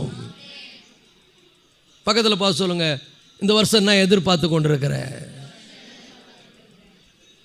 இதை வாங்கணும், அதை வாங்கணும், இதை பண்ணணும், அதை பார்க்கணும், நல்லது, அது ஒன்றும் தப்பு இல்லை, வாங்குங்க. ஆனால் உங்கள் நோக்கம் எல்லாம் அதுவாக இருக்கக்கூடாது. அது ஒரு சாதாரண பொருளே. அந்த பொருளை பார்க்கணும், அதை கொடுத்தார் பாருங்க, அவரை தான் நோக்கி பார்க்கணும். அவர் தான் இனி வரப்போகிற ஒரு பெரிய பலன். பக்கத்தில் பார்த்து அவர் தான் பெரிய பலன். ஸோ இங்கே பாருங்க, இனி வரும் பலன் மேல் நோக்கமாக இருந்து எகிப்தில் உள்ள பொக்கிஷங்களிலும், அப்படின்னா இந்த உலகத்தில் இருக்கிற பொக்கிஷங்கள். எகிப்துனா உலகம். உலகத்தில் என்னெல்லாம் இருக்குது? மோசேக்கு என்னெல்லாம் இருந்தது? எகிப்தில் பெரிய பேலஸ் இருந்தது, ஆடம்பரம் இருந்தது, பெரிய பெருமைக்கு பார்வோனுடைய குமாரத்தின் மகன் என்கிற ஒரு பெரிய கௌரவம் இருந்தது. அவன் ஒரு பெரிய பிரின்ஸாக இருந்தார், பெரிய ஆளாக இருந்தார். ஆனால் ஒரு சூழ்நிலைன்னு வரும்பொழுது வேதம் சொல்லுகிறது, அவன் எகிப்தில் உள்ள பொக்கிஷங்களிலும் கிறிஸ்துவின் நிமித்தம் வருகிற நிந்தையை அதிக பாக்கியம் என்று எண்ணினான். ஒரு அல்லேலூயா சொல்லுவோமா? அல்லேலூயா. இன்றைக்கு கர்த்தருடைய பிள்ளைகளே, ஏதாவது ஒன்று நம்ம கையை விட்டு போனால் நம்ம என்ன பண்ணுறோம்? உடனே சோர்ந்து போயிடுறோம், உடனே முறுமுறுக்கிறோம். இன்னமும் எல்லாம் நிரந்தரம் மாதிரி. பக்கத்தில் பார்த்து சொல்லுங்க, இந்த உலகத்தில் எதுவுமே நிரந்தரம் கிடையாது. எது போனாலும் ஒரு கோழி இறகு போன மாதிரி. நீங்கள் டிரான்ஸ்லேஷன் பண்ணீங்க, இது போன மாதிரி நான் சொல்ல வரேன். இந்த உலகத்தில் எது போனாலும் அதை பற்றி அது நிரந்தரம் கிடையாது. ஆனால் ஒரே ஒருவர் மாத்திரம்தான் நிரந்தரம், இயேசுவே நிரந்தரம். புரியுறவங்களும் ஒரு அல்லேலூயா சொல்லுங்க. பாடுறல, நிரந்தரம் நிரந்தரம், நீயே நிரந்தரம். மற்ற எல்லாமே என்னது? நிரந்தரம் கிடையாது, அனித்தியமானது. பக்கத்தில் பார்த்து சொல்லுங்க, இந்த உலகத்தில் நம்ம பெற்றுக்கொள்கிற எல்லாமே நிரந்தரமற்றது. இந்த உலகத்தில் நீ பெற்று அனுபவிக்கிற எல்லாமே நிரந்தரமற்றது. ஆனால் இந்த உலகத்தில் நீ வாழும் வரைக்கும் உனக்கு வேண்டியது எல்லாம் தருவார். ஆனால் இந்த உலகம் என்பது எப்படிப்பட்டது? ஒரு டெம்பரவரி, பெர்மனன்ட் கிடையாது. நீ டெம்பரவரி மேல கண்ணை வைக்காத, பெர்மனன்ட் மேல கண்ணை வை. மண்ணுக்காக மாணிக்கத்தை விட்டுறாத. சம்பூரண அழகு உள்ளவருக்காக அவரை விட்டுறாத. 1000-10,000 சிறந்தவர், அவரை விட்டுறாத. இந்த உலகத்தில் எதுவுமே நிரந்தரம் கிடையாது. ஆனால் எல்லாமே நீ வாழ்கிற வரைக்கும் பயன்படுத்திக்கலாம்.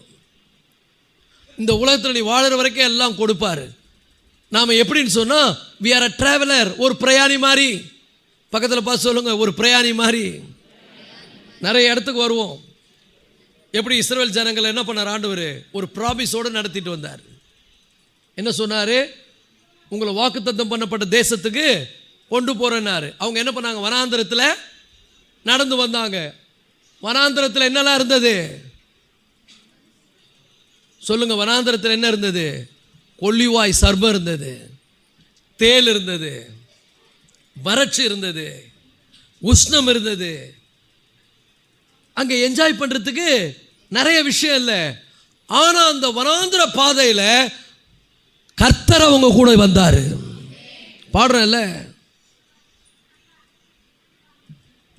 எதினால் அது எதினால் நீர் என்னோடு வருவதினால். தேவஜானோ சொல்லுங்க, மேகஸ்தம்பம் பாதுகாக்குது, பாதை எல்லாம் கூட வருது, என்னோடு வருவார், அது போதும் என் வாழ்விலே. நல்லா புரிஞ்சுங்க, 2024 வறட்சியை சந்திக்கலாம், தேலை சந்திக்கலாம். ஏன்னா தேல் நிறைய இருக்குது, கொட்டும். எங்க இந்த உலகத்தில் தேலுக்குது, கொல்லிவாய் சர்பங்குது, கடிக்கும். ஆனால் ஒன்று புரிஞ்சுக்க, அன்பான தேவன் 2024 என்னோடு வருவார், அது போதும் என் வாழ்விலே. தேவா நீர் ஏதினால் விசேஷித்தவர், நான் அதை தினம் நிறுத்து. தினமும் என்ன யோசிக்கிற? என்ன யோசிக்கிற? பொய் பாட்டு பாடுறோம். என்ன தினமும் எத்தனை பேர் காலையில் எழுந்த உடனே இந்த 2024 நான் கர்த்தரை தேடுவேன் அப்படின்னு ஒரு பொறுத்துறையோடு அந்த சிந்தனை உங்களுக்கு வருது? நீங்கள் எப்போ விசேஷித்தவர் ஆவீங்க தெரியுமா? நீங்கள் படித்ததுனால விசேஷித்தவன் கிடையாது. நீ வேலை இப்போ நிறைய இப்போ சம்பாதிக்கிறதுனால விசேஷித்தவன் கிடையாது. ஒரு புது வீடு வாங்குறதுனால விசேஷவன் கிடையாது. இந்த புதிய வருஷத்தில் என்னென்ன ஆண்டவர் செய்ய போகிறாரோ தெரியாது, எல்லாம் செய்வார். ஆனால் செய்கிற பெற்றுக்கொள்ளுகிற எதுவுமே நீ விசேஷித்தவன் கிடையாது. அவர் உன் கூட வருவதனால தான் நீ விசேஷித்தவன். நல்லா கையை தட்டு. அந்த கையை வச்சுக்கிட்டு என்ன பண்ணுறீங்க? அப்போ யார் மேலே நோக்கமாக இருக்க போறீங்க? பாட்டு மட்டும் என்ன பண்ணுறோம்? தேவா நான் எதினால் விசேஷித்தவன் ராஜா, அதை தினம் எதினால் நீர் என்னோடு. இப்போ 2024 உனக்கு என்ன வேணும்? எனக்கு வாக்கு தத்தம் வேணும். வாக்கு தத்தம் மட்டும் போதுமா? வச்சுக்கண்டுவார். ஆண்டவரே எனக்கு வீடு வேணும். வீடு மட்டும் வேணுமா? அதுவே வச்சுக்கோ. ஆனால் நம்ம என்ன தெரியுமா கேட்க போகிறோம்? நீங்கள் லோத்தை போல நீங்கள் அதை பாருங்க, நாங்கள் ஆபிரகாம் மாதிரி அவரை பார்க்குறோம். பக்கத்தில் பார்த்து சொல்லுங்க, நீ லோத்தை மாதிரி பார்க்க போறியா, ஆபிரகாம் மாதிரி பார்க்க போறியா?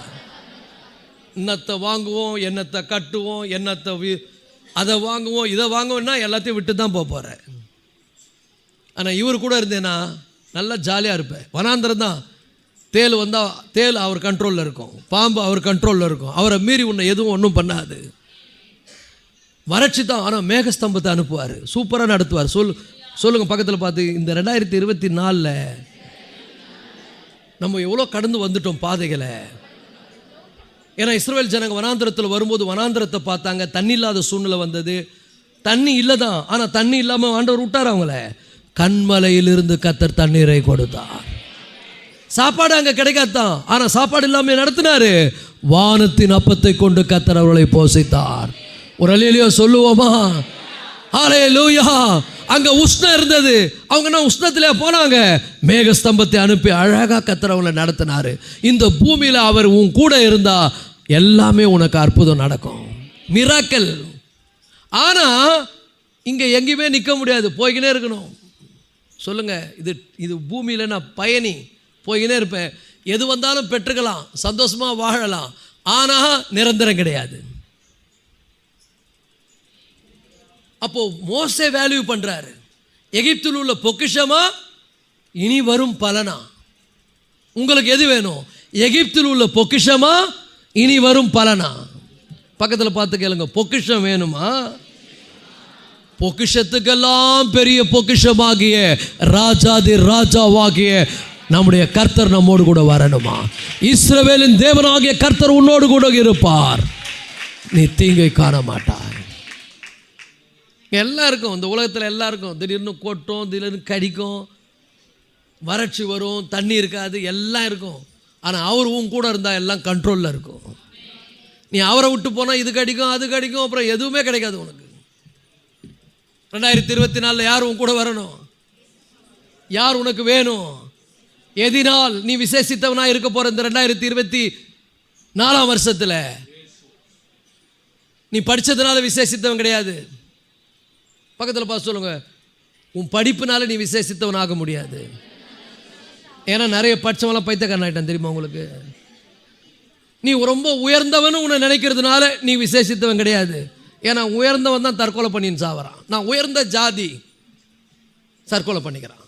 இந்த உயர்ந்த ஜாதி, நான் பெரிய சம்பாதிக்கிறேன், நான் நிறைய படிக்கிறேன், இதனால் நீ ஆசீர்வதிக்கப்பட முடியாதுப்பா.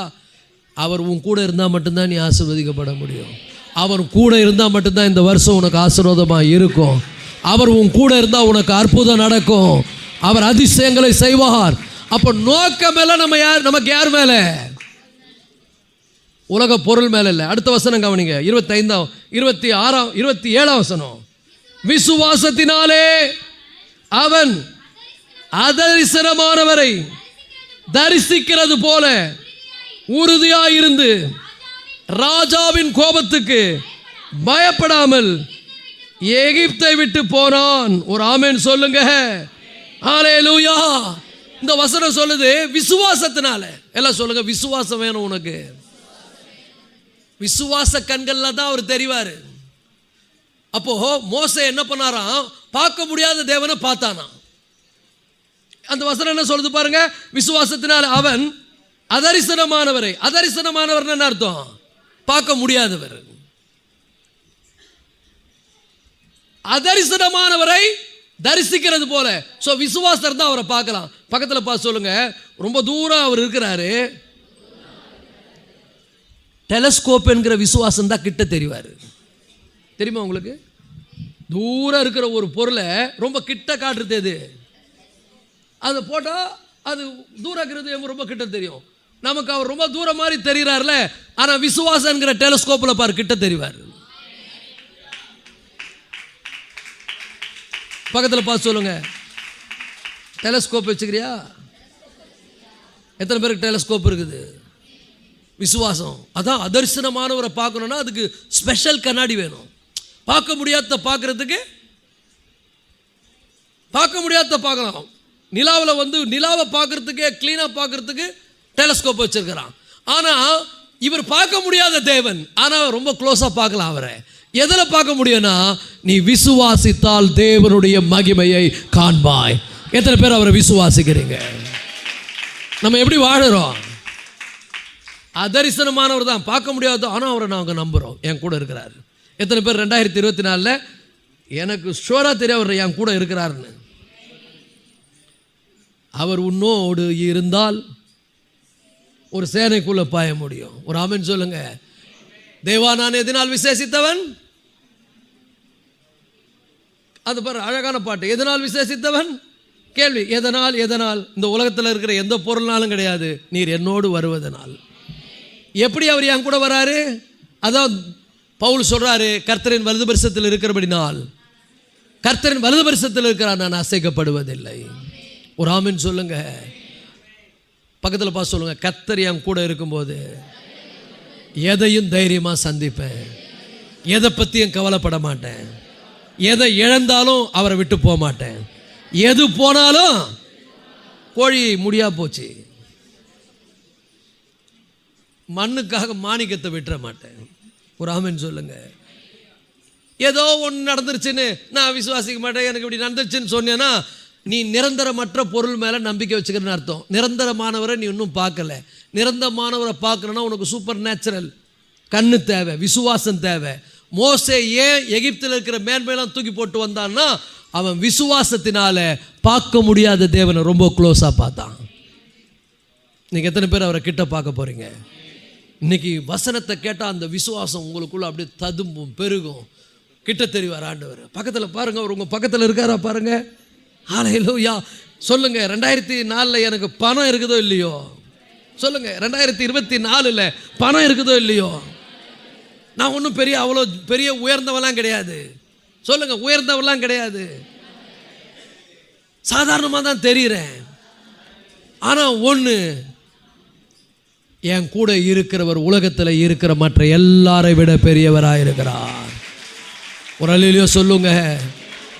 என் கூட இருக்கிறவர் பெரியவர். நான் யாரை நம்பி வாழ போகிறேன் இந்த 2024? பக்கத்தில் பார்த்து சொல்லுங்க. 2024 பணத்தை நம்பி இல்லை,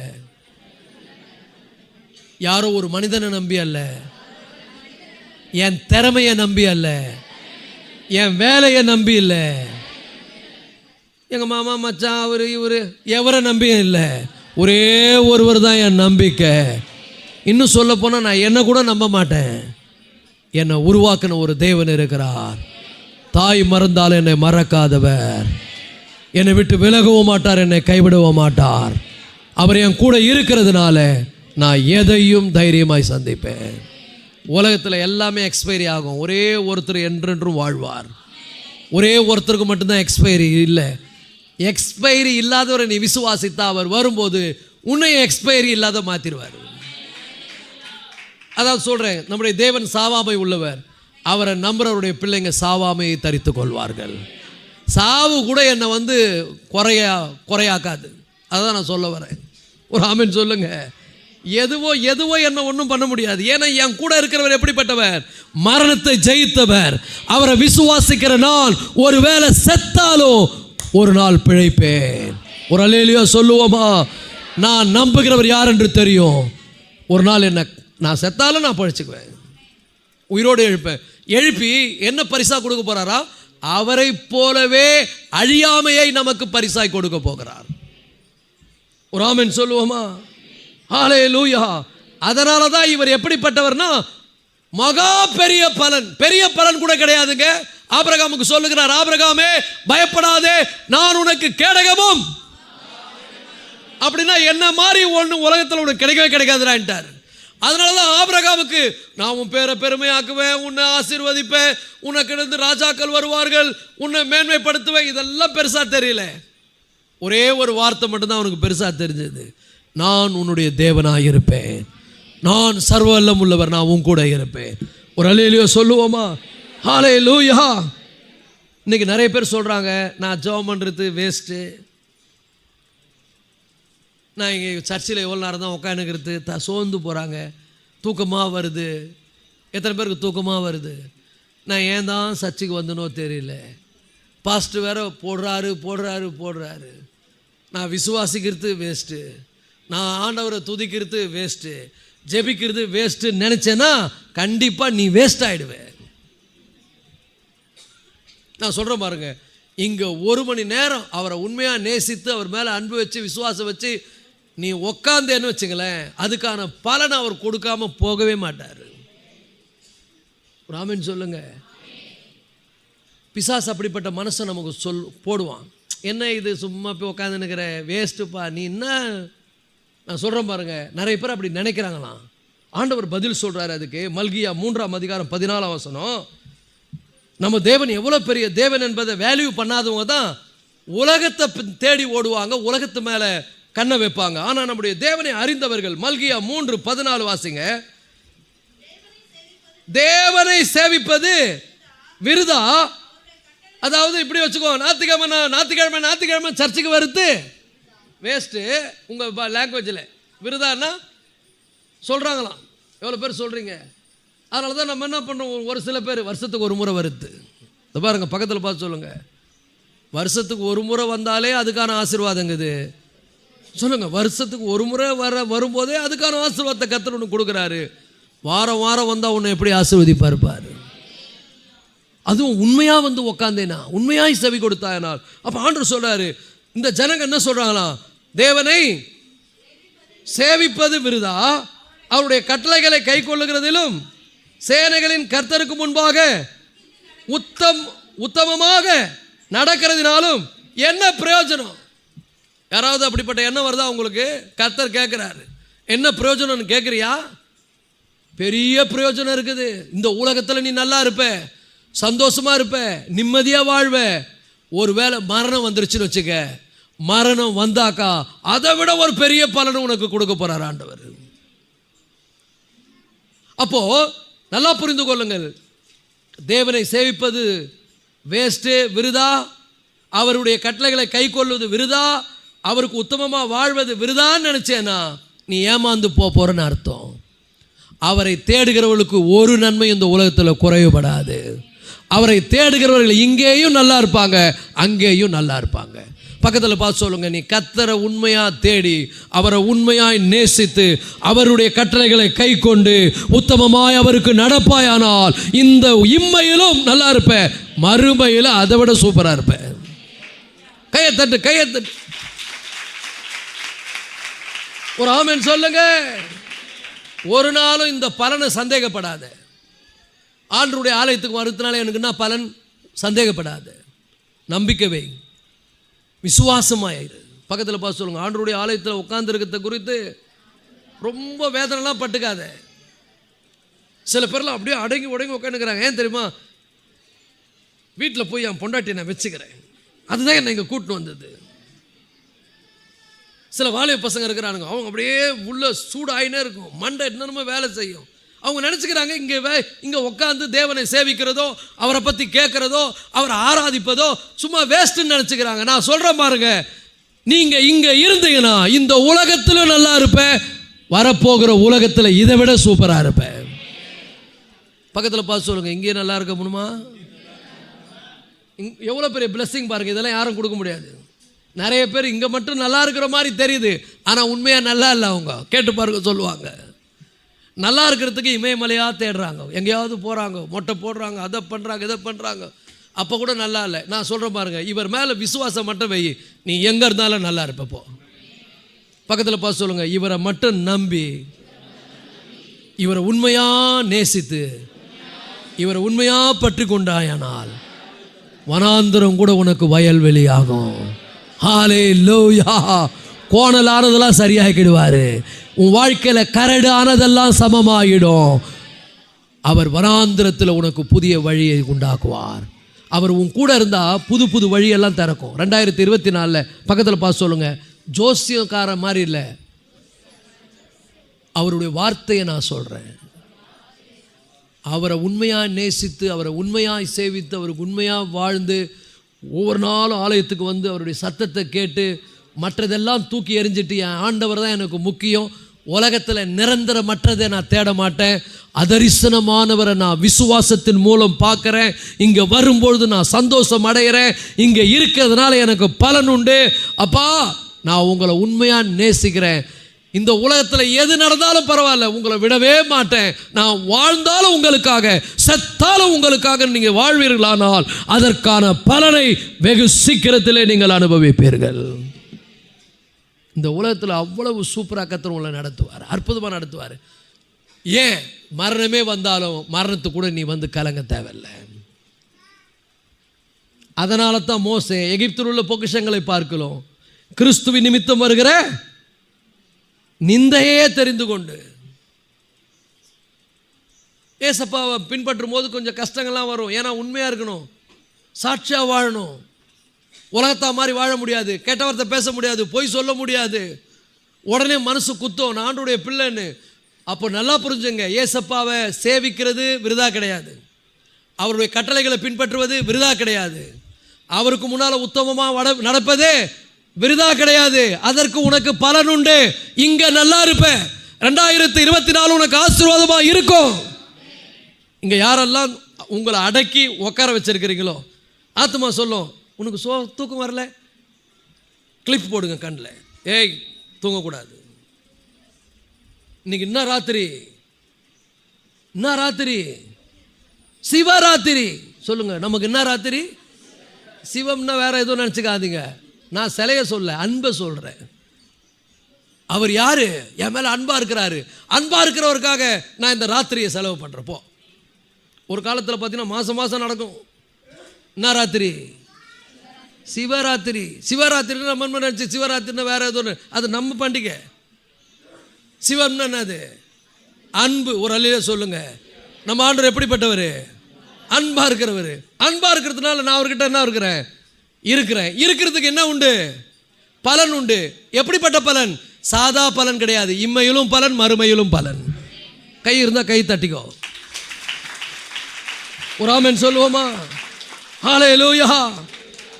அந்த பலனுக்கு ஈக்குவல் எதுவுமே கிடையாது. அப்போ அவரை சேவிக்கிறதோ, அவருடைய கட்டளைகளை கடைபிடிக்கிறதோ, உத்தமா அவருக்கு வாழ்வதோ ஒரு நாளும் வீண் என்று நினைச்சிடாத. ஒரு ஆமென் சொல்லுவோமா? பிரயோஜனம் என்னன்னு கேட்காத, பெரிய பிரயோஜனம் இருக்குது. அவர் எல்லையற்றவர், அவர் அளவிட முடியாதவர், நம்ம சிந்தைக்கு மேலே அவர் பெரியவர். ஒரு இல்லையே சொல்லுவோமா? ஹல்லேலூயா, ஹல்லேலூயா. இன்னைக்கு நிறைய பேர் வந்து தேவனை தவறா மதிப்பிடுறதுக்கு காரணம் தெரியுமா? தேவனுடைய வழிகளை குறைச்சி மதியிடுறாங்க. அது அவர்களுடைய அறியாமை. இந்த அறியாமையினுடைய இருள் நீங்கணும். உங்கள் கண்ணை கர்த்தர் திறக்கணும், அவருடைய மகிமையை பார்க்கணும். அவரை தேடுகிறவர்களுக்கு ஒரு நன்மையும் குறைபடாது. உலகத்தில் சூப்பராக வாழ வைப்பார் உங்களை, அற்புதம் நடக்கும். ஆனால் எது நடந்தாலும் அவரை விட்டுறாத. சில பேருக்கு ஆண்டவர் கொடுத்து பார்ப்பார். கொடுத்த உடனே காலையில் பார்த்த பாருங்க, ஒரு பெரிய பொம்மையை பின்னாடி வச்சுக்கின்னு அந்த சின்ன பொம்மையை ஆண்டவர் கேட்குறாரு. அது கொடுக்க மாட்டேன்னா என்ன பண்ணுவார்? ஏன்னா அந்த படம் பார்த்துருப்பீங்க, பெரிய பொம்மை கையில் இருக்குது, சின்ன பொம்மையை விளையாடினுக்குது. ஆண்டவர் கேட்குறாரு, கொடுத்துட்டா அதை வாங்கிக்கணும், பெரிய பொம்மையை கொடுக்கலான்னு பார்க்குறாரு, கொடுக்க மாட்டேருந்து. நிறைய பேர் அப்படி தான் சில விஷயங்களை இழக்கும் போது அவங்க வந்து பெருசாக நினைக்கிறாங்க. நான் சொல்கிறேன் பாருங்க, கடந்த ஆண்டு நீ இழந்ததை எல்லாம் அவரை நீ தேடும் போது பெரிய நன்மையாய் கர்த்தர் உனக்கு திருப்பி தருவார். எதை இழந்ததுக்காகவும் மூஞ்ச சுழிச்சிக்காத. எனக்கு ஏன் இப்படி நடந்ததுன்னு நினைக்காத. அப்பா நீங்கள் ஏதோ பண்ணுறீங்க, எனக்கு ஒன்றும் புரியல. ஆனால் இதெல்லாம் போனால் போட்டோம், அதுவும் எனக்கு பெருசு இல்லை. ஆனால் எது போனாலும் நீங்கள் மட்டும் என்னை விட்டு போகாதீங்க. 2024 என்னை நேசிக்கிறவங்க என்னை விட்டு போட்டோம். நான் நம்பினது என்னை விட்டு போட்டோம். யார் வேணா என்னை விட்டு போட்டோம். பக்கத்தில் பார்த்து சொல்லுங்கள், 2024 எது போனாலும் எனக்கு இது போன மாதிரி, ஆனால் இவர் மட்டும் என் கூட இருந்தா அது போதும். அது போயிடுச்சுன்னு யாராவது ஒரு முடி கொட்டுச்சுன்னு வருத்தப்பட்டு உட்காந்துருந்தாக்க அவன் என்ன சொல்லுவாங்க? எல்லாரும் ரொம்ப அப்படியே சோகமாக, என்னடா முடி ஒன்று போயிடுச்சுன்னா இந்த உலக மேன்மையெல்லாம் ஒரு முடிக்கு சமானம். அதை உங்கள் லாங்குவேஜில் நீங்கள் டிரான்ஸ்லேஷன் பண்ணிங்க. ஆனால் இவர் போனார்னா உயிரே போன மாதிரி. எது வேணும் உங்களுக்கு? இவர் வேணுமா, உலக மேன்மைகள் வேணுமா? நீ லோத்த மாதிரி பார்க்க போறியா, ஆபிரகாம் மாதிரி பார்க்க போறியா? நீ மோசே மாதிரி வாழ போறியா, இல்லை இஸ்ரவேல் ஜனங்கள் மாதிரி முறுமுறுத்துக்குன்னு கசப்பாக இருக்க போறியா? நல்லா புரிஞ்சுங்க. அவரை நேசித்து அவர் மீது அன்பு வைத்து அவரை பற்றி கொண்டு அவரை சேவித்து அவருடைய கட்டளைகளை கை கொண்டு அவருக்கு உத்தமமாக நடந்தா வேதம் சொல்லுகிறது, உத்தமர்கள் மீது தேவன் ஆசீர்வாதங்களை பொழிந்தருள்வார். உத்தமர்களையோ கர்த்தர் ஆசீர்வதிக்கிறார். இந்த வருஷம் என்ன வேணும் உங்களுக்கு? எல்லாம் தருவார். ஆனால் சொல்லுங்கள், எப்பா நீங்கள் எது கொடுத்தாலும் எதுவும் உங்களுக்கும் எனக்கும் நடுவே பெருசாக நிற்கக்கூடாது. நீங்கள் மட்டும்தான் எனக்கு பெருசாக தரணும். என்னெல்லாம் வேணும்? தருவாரா தரமாட்டாரா? தருவார். ஆனால் எதுவும் உங்கள் அன்பை விட்டு என்னை பிரிக்காமல் நான் பார்த்துக்கணும், நீங்களும் பார்த்துங்க. ஒரு அல்லேலூயா சொல்லுங்களேன். புரிஞ்சுங்களோ? ஒரு அல்லேலூயா சொல்லுங்க. இன்னும் ஒரு வசனம் வாசிப்போம். 19 சங்கீதம் 11 வசனம். ஏசப்பாவை சேவிக்கிறதுனால விருதா கிடையாது, அதுக்கு வர பலனை பாருங்க. அன்றியும் அவைகளால் உமது அடியேன் எச்சரிக்கப்படுகிறேன். நல்லா புரிஞ்சுங்க. அவருடைய வார்த்தை நம்மளை என்ன பண்ணுது? எச்சரிக்கிறது. அவருடைய வசனம் நமக்கு போதிக்கிறது. அவைகளால் உம்முடைய அடியேன் எச்சரிக்கப்படுகிறேன், அவைகளை கை கொள்ளுகிறதினால் நான் உண்டுங்க. விருதான் நினைக்காத, பெரிய பலன் உண்டு உனக்கு. பக்கத்தில் பார்த்து சொல்லுங்க, 2024 அவருக்கு அஞ்சி நடக்கிறதுனால, அவருடைய கட்டளையை கை கொள்ளுகிறதுனால, அவருக்கு உத்தமமாக அவரை பின்பற்றுவதனால, வாரம் வாரம் ஆலயத்துக்கு வந்து அவரை துதிக்கிறதுனால என்ன பலன்னு கேட்காத, அதை கை கொண்டு பார். இந்த 2024 மிகுந்த பலனை கர்த்தர் உனக்கு கொடுப்பார். எத்தனை பேர் விசுவாசிக்கிறீங்க? தூங்குறவங்களாம் ஒரு பெரிய அல்லேலூயா சொல்லுங்க. நல்லா வெளிப்பாக இருக்கிறீங்க. சபைகளை கை நல்லா புரிஞ்சுங்க. ஏக போகம் எனக்கு சொல்கிறாங்களே, அவருக்கு என்னப்பா குறை, அவருக்கு ஏக போகமாக்குறாருன்றாங்களே. ஏக போகம் யார் தெரியாங்க? இயேசு மட்டும்தாங்க. பக்கத்தில் பார்த்து சொல்லுங்க, ஏக போகமான வாழ்க்கையை இயேசு உன் கூட இருந்தா நீ பார்ப்ப. ஹல்லேலூயா. ஏன் தெரியுமா? இந்த உலகத்தில் இல்லாத செல்வம், யாரும் கண்டுபிடிக்க முடியாத ஒப்பற்ற செல்வம். ஒப்பற்ற என் செல்வமே, ஓ எந்த நேசுநாதா, உம்மை நான் ஆதாயமாக்கியவே உம் பாதம் ஓடி வந்தேன். ஒரு ஆமென் சொல்லுங்க. ஹல்லேலூயா. ஒப்பற்ற என் செல்வமே, ஓ எந்த நேசுநாதா, உம்மை நான் அறிந்து உறவாட உம் பாதம் ஓடி வந்தேன். இந்த உலகத்தின் மேன்மையெல்லாம் என்னது? பெருசு கிடையாது. எல்லாரும் துடைத்து போடுற அழுக்கு மாறிட்டாரு. யாரு? பவுல் சொல்லிட்டாரு. ஏசப்பாவோட கம்பேர் பண்ணும்போது, ஏசுவா உனக்கு யார் வேணும் போது, இந்த உலகத்தின் மேன்மை கிண்மைலாம் எனக்கு எல்லாரும் துடைத்து போடுற அழுக்கு, எனக்கு அவர் தான் முக்கியன்ட்டான். இன்னைக்கு நீங்கள் யாரை முக்கியமாக கருத போகிறீங்க? யார் வேணும் உங்களுக்கு? பக்கத்தில் பார்த்து கேளுங்க, யார் வேணும்? பணம் வேணுமா? வேலை வேணுமா? வீடு வேணுமா? கார் வேணுமா? இன்னும் பிராண்டு கார் வேணும், எல்லாம் கிடைக்கும். ஆனால் எதுவும் நிரந்தரம் கிடையாது. ஒரு நாள் விட்டு போகும்போது ஐயோ இதெல்லாம் விட்டு போகணுமான்னு நினைப்பேன். ஒரு ஆமென் சொல்லுங்க. ஹல்லேலூயா.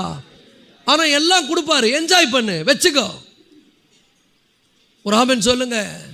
ஆனால் எல்லாவற்றுக்கும் மேலே இவைகள் எல்லாம் எனக்கு அவர் கொடுத்தாலும் சரி, கொடுக்கலனாலும் சரி, வந்தாலும் சரி, வராவிட்டாலும் சரி, இதெல்லாம் எனக்கு பெருசு கிடையாது. ஒரே ஒருவர் மாத்திரம் தான் எனக்கு பெரியவர். அவர் யோனாவிலும் பெரியவர், தேவாலயத்திலும் பெரியவர், சாலோமோனிலும் பெரியவர். ஹல்லேலூயா! கரங்களை தட்டி அவரை மகிமைப்படுத்துவோம். ஹல்லேலூயா! இதை யாராலும் இது ஒரு பெரிய அளவிட முடியாத ஒரு செல்வம். யாரு? அவர் நம்மோடு கூட இருப்பது. ஒரே ஒரு வசனம் மட்டும் உங்களுக்கு எக்ஸ்பிளைன் பண்ணிட்டு நான் முடிச்சிடுறேன். சோர்வாக இருக்குதோ, தூக்கம் வருதோ, கொஞ்சம் கற்பனை பண்ணி பாருங்க. எங்கெங்கேயோ கண்ணு முழிக்கிறோம். ஏதாவது ஒரு இன்சிடென்ட் நடந்துருச்சு, என்ன பண்ணுறோம்? பேன்னு முழிச்சுன்னுக்குறோம். ஆனால் அவர் சமூகத்தில் கண் முழிக்கிறதுனால பெரிய ஆசீர்வாதம் இருக்குது உனக்கு. இது எப்படிப்பட்ட ஒரு ஆசீர்வாதம்னா அளவிட முடியாத ஒரு ஆசீர்வாதம்.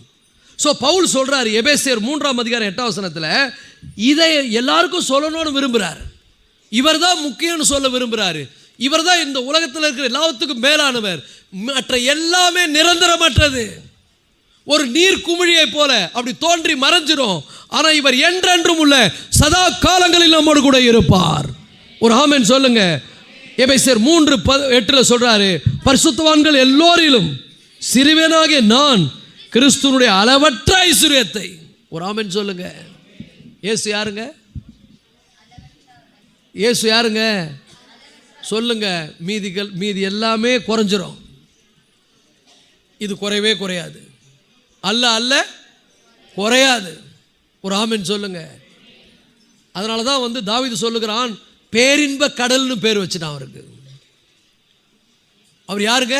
பேரின்ப கடல். அல்ல குறையாதவர், அளவற்ற ஐஸ்வர்யம். ஒரு ஆமென் சொல்லுவோமா? ஹல்லேலூயா! அப்போ அவருக்கு நம்ம அவரை சேவிப்பதோ, அவருடைய சமூகத்தில் காத்திருப்பதோ, அவரை தேடுவதோ ஒரு நாளும் வீண் கிடையாது. ஏன்னா அளவற்ற ஐஸ்வர்யமாகிய இயேசு அவர் நம்மோடு கூட இந்த 2024 நம்மோடு கூட அவர் வருவார். ஒரு ஆமென் சொல்லுங்க. ஹல்லேலூயா! ஹல்லேலூயா! ஆண்டவருடைய பிள்ளைங்களுக்கு அவருடைய சமூகத்தில் உட்கார்ந்திருப்பது ஒரு நாளும் வீண் கிடையாது. ஏன்னா அனுபவிச்சவங்களுக்கு மட்டும்தான் அது தெரியும். ஒரு ஆமென் சொல்லுவோமா? ஹல்லேலூயா! ஆனால் நிறைய பேருக்கு, நல்லா கவனிங்க, நிறைய பேருக்கு விருப்பம் இல்லை. பக்கத்தில் பார்த்து சொல்லுங்க, எதை விரும்பணுமோ அதை விரும்பு. 2023 உனக்கு எது மேலே விருப்பம்னு கேளுங்க. 2024 எது மேலே விருப்பம்? நிறைய பேருக்கு பைபிள் வெறுக்குது, செல்போன் இனிக்குது. பக்கத்தில் பார்த்து சொல்லுங்க, எது உனக்கு இனிக்குது, எது உனக்கு கசக்குது? ஜெபம் கசக்குது, வாங்க ஃபேமிலி ப்ரேயர் பண்ணலான்னா நீங்கள் பாருங்க, அப்படியே வந்தாலும் சீக்கிரமாக முடியுங்க. ஏன்னா அவ்வளோ கசக்குது. இவருடைய மேன்மை தெரியல, இவருடைய வேல்யூ தெரியல. இவரை ஏதோ ஒப்புக்குன்னா வச்சுன்னுக்கிறோம், எதனா விஷயம் ஆனால் பிடிச்சிக்கலான்னு. இவர் யார் தெரியுங்களா? அளவற்ற செல்வம். இந்த அளவற்ற செல்வத்தை தேடு, அழிந்து போகிற செல்வத்தை தேடாத. அழிந்து போகிற செல்வம் இன்னைக்கு இருக்கும், நாளைக்கு உன்னை கைவிட்டு போயிடும். குறைய மூஞ்சி சுருங்கும். இந்த உலகத்தின் செல்வம் திடீர்னு ஒன்று விட்டு போயிடும். ஏன்னா எல்லாம் சம்பாரிச்சு மியாட் ஹாஸ்பிட்டலில் கட்டுனுவான். அப்போது நான் இவ்வளோ கஷ்டப்பட்டு பாடுபட்டு சேர்த்த செல்வமாச்சேன்னு நினைக்க முடியாது. வாழ்ந்தா போதும்னு கட்டுவேன். ஆனால் 10 பைசா செலவு இல்லாமல் இது வரைக்கும் உன்னை சுகமாக வச்சுக்கிறாரு. பக்கத்தில் பார்த்து சொல்லுங்க, உயிராகிற புரிஞ்சுக்கோ. நிறைய பேருக்கு மேக்கப் தான் பெருசாகுதுங்க. தடை உறுத்தோம், மொழு உறுத்தோம், பட்டி பார்க்குறதோம், அதை பிடுங்குறதோம், இதை பிடுங்குறதோம், சேர்க்குறதோம். ஐயோ. எதை விரும்புகிற நீ? பக்கத்தில் பார்த்து சொல்லு, எது மேலே விருப்பம்? நீ அவர் பிள்ளை. இங்கே இருக்கும்போது கொஞ்சம் போர் அடிக்கிற மாதிரி டல்லாக போச்சுன்னு வச்சுக்கிறேன், அந்த டல்லு கூட உங்களால் தான் போகுது. ஏன்னா கை தட்ட மாட்டீங்க, சிரிக்க மாட்டீங்க, வேணுன்னே சிலது விரும்பும், வேணுன்னே சில தலையை சொரியும். இதெல்லாம் பார்த்தா எனக்கு வெறுப்பு வந்துடும். புஷ்ஷுன்னு இறங்கிடும். நல்ல பிக்கப் பார்த்து புஷ்ஷுன்னு இறங்கிடும். நான் எப்படி பேச முடியும்? நானே கொஞ்சம் டல்லாக பேசுனா நீங்கள் அவ்வளோதான், எல்லாம் பாதி தூங்கும். ஏன்னா நம்முடைய விருப்பம், நம்முடைய நாட்டம் என்ன, ஆண்டவரை வேல்யூ பண்ணல. நீங்கள் ஆண்டவர் எவ்வளோ பெரியவர், அவர் எவ்வளோ நல்லவர் அப்படின்னு சுவைச்சு பார்த்துட்டீங்கன்னா மார்த்தால மாதிரி உட்காந்துன்னு கவலைப்பட மாட்டீங்க. மரியால மாதிரி அவருடைய பாதத்தில் அப்படியே அவர் வாயை பார்த்து உட்காந்துருப்பீங்க. ஏன்னா அளவற்ற செல்வம், குறையாத செல்வம், வற்றாத ஜீவநதி, உன் வாழ்க்கையை வளமாக்குகிறவர். இந்த 2024 உன்னை அற்புதமா அவர் நடத்துவாரு. உன்னை ஒரு குறைவும் வராம பார்த்துக்குவாரு. உனக்கு மிகுதியா இல்லாமல் இருக்கலாம், ஆனால் உன்னை திருப்தியாக்கி நடத்துகிறவர் அவர். அவர் மேல விருப்பமை சொல்லுங்க, அவர் மேல கொஞ்சம் விருப்பமை. பக்கத்தில் பார்த்து கேளுங்க, என்ன விருப்பம் உனக்கு? ஐயோ ஏன் கேட்குறீங்க? அது இது எதோ ஓடுது. ஆண்டவர் ரொம்ப ஃபீல் பண்ணி கண்ணீரோட ஒரு வார்த்தையை சொல்கிறார். நீங்கள் வாசிங்க, அப்பாவுடைய ஃபீலிங் புரிஞ்சுக்கும். எங்கள் வீட்டில் ஜபத்துக்கு வாங்க அப்படின்னா, வீட்டு எல்லா பசங்களே வாங்க, நம்ம குடும்ப ஜபம் பண்ண. ஏன்னா டெய்லி நாங்கள் ப்ரேயர் பண்ணுறோம். பெருமைக்கு சொல்லலை, நீங்களும் ஃபாலோ பண்ணணுன்றதுக்காக சொல்கிறோம். டெய்லி எங்கள் வீட்டில் இரவில் ஜபம் நடக்கும். வாங்கன்னு சொன்னால் இருங்க 10 மணி இன்னும் ஆகலை. நான் சொல்லுவேன் இல்லை வந்துருங்க அப்படின்னு. இல்லை 10 மணி ஆகலை. ஆனால் செல்ஃபோனை பார்க்கத்தில் பாருங்கள் 10 மணி 20 மணி 30 பார்த்துக்கினே இருப்பாங்க. ஜபம் முடிச்ச பிறகு கூட நான் எப்பொழுதும் உன்னை தேடுவேன், எப்பொழுதும் உன்னை பார்ப்பேன். ஆண்டவர் என்ன பண்ணுறதுன்னா ஊருக்கா மாதிரி வச்சுக்கிறது. பண்ணுங்க வர ஈடன்னு சொல்லாது. யார் இது? யாரையும் சொல்லாதீங்க, யார் பேரை சொல்லாதீங்க. யார் பேரை சொன்னால் என்ன பண்ணுவாங்க, நம்மளை தான் குறிப்பாக சொன்னாங்க கோச்சுக்குவாங்க. ஆனால் ஆண்டவர் ஃபீல் பண்ணி ஒரு வார்த்தை சொல்கிறார், ரொம்ப வேதனைப்படுறார். இந்த மாதிரி ஜெபிக்காதவங்க, கத்தரை தேடாதவங்க, இங்கே உட்காந்து தலையை சொறிகிறவங்க, கோட்டுவா விடுறவங்க, தூங்குறவங்க, நல்லா புரிஞ்சுங்க. நீ ரொம்ப நேசிக்கிற ஒரு ஆள் உன் கூட உட்காந்தாக்கா தூங்குவியா? நீ தூங்குவீங்களா? பேசிக்கினே இருப்பேன், பேசுவேன். நானும் பார்க்குறேன், ஒரு பொண்ணு பாராத்திரில் ஃபோன் உட்காந்து நீடி ஒரு பையன் சொல்கிறான், பாஸ்டர் பயந்தா போயிட்டேன் பாஸ்டர், பேய் மறிக்குது பாஸ்டர். நான் பேய் மாறிலடா, பேய் தாண்டான்னு. ஏன்னா அவங்க ரொம்ப நேசிக்கிறாங்க. நாளைக்கு அவன் தான் உன்னை கழுத்த இருக்க போகிறான், புரிஞ்சுக்கோ, நல்லா புரிஞ்சுக்க. யாரை நேசிக்கணுமோ அவரை நேசி, யார் மேலே அன்பு வைக்கணுமோ அவர் மேலே அன்பு. நைட்டெல்லாம் ஓயாமல் பேசினுக்கிறேன். அப்புறம் கல்யாணம் எல்லாம் முடிஞ்ச உடனே வந்தால் ஏன் தான் கட்டணும்னு நினைப்பேன். ஆனால் அப்படி நடக்கும். ஏன்னா நிறைய பேரை பார்த்தாச்சு. யாரை ஆண்டவர் ஃபீல் பண்ணி சொல்கிறார். நீங்கள் வாசித்தீங்கன்னா ரொம்ப அசந்துருவீங்க. ரொம்ப வேதனைப்பட்ட ஆண்டவர் ஒரு வார்த்தை சொல்கிறார். வாசிங்க, சங்கீதம் 81:11. சங்கீதம் 81:11.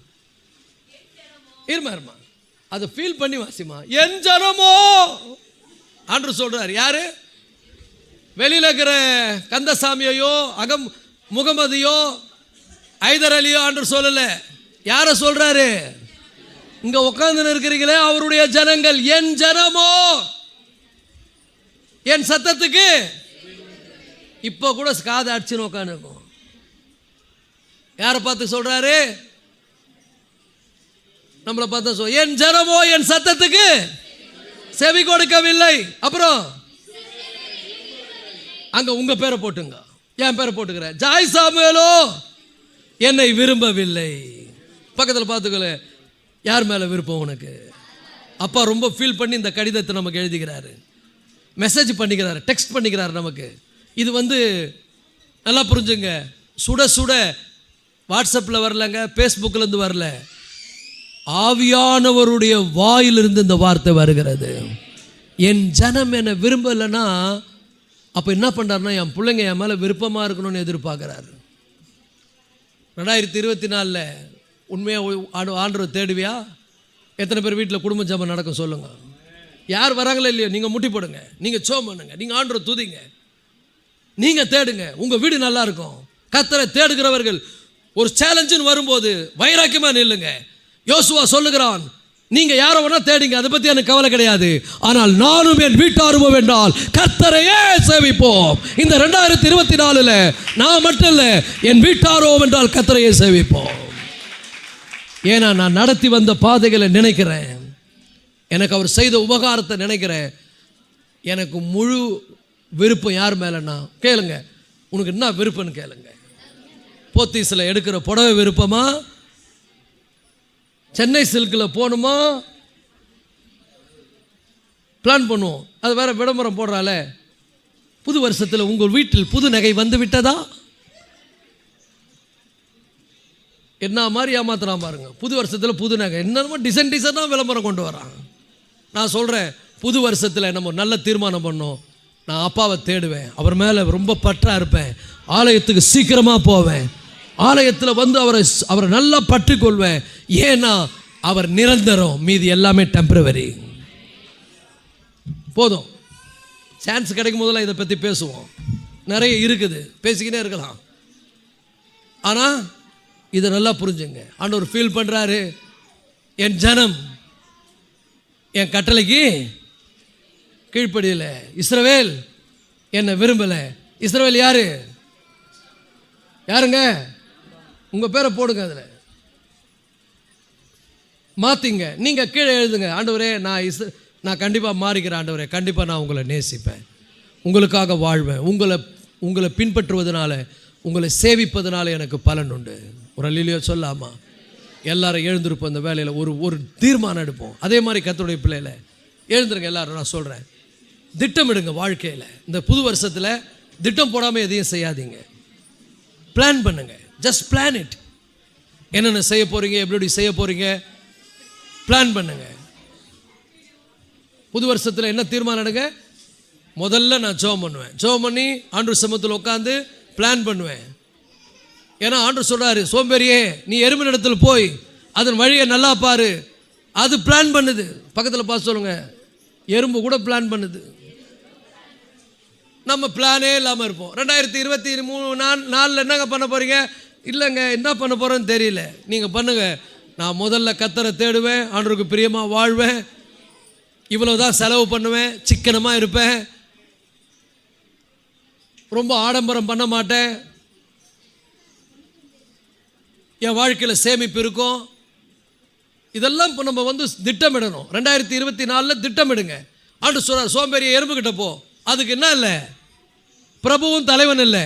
ஆனால் கோடை காலத்தில் தனக்கு என்ன பண்ணுதான், ஆகாரத்தை சேர்த்து வைக்குது. ஏன்னா மழை காலம் எவ்வளோ பாருங்கள் ஆண்டவர் எழுதியிருக்கிறாரு. அப்போ நம்ம கூட கஷ்டம் வரும்போது நம்ம சேமித்து வைக்கணும். பக்கத்தில் பார்த்து சொல்லுங்க, சேமிப்பு ரொம்ப நல்லது. சேமிப்பு அப்படின்னு சொல்கிறதுனால கஞ்சதனமாக இருக்கக்கூடாது. எதையும் சில பேர் ஒரு பொண்டாட்டிக்கு பூ கூட வாங்கி கொடுக்க மாட்டாங்க. நான் சொல்கிறேன் பாருங்க, மனைவியை நல்லா பார்த்துங்க, செலவு பண்ணுங்க,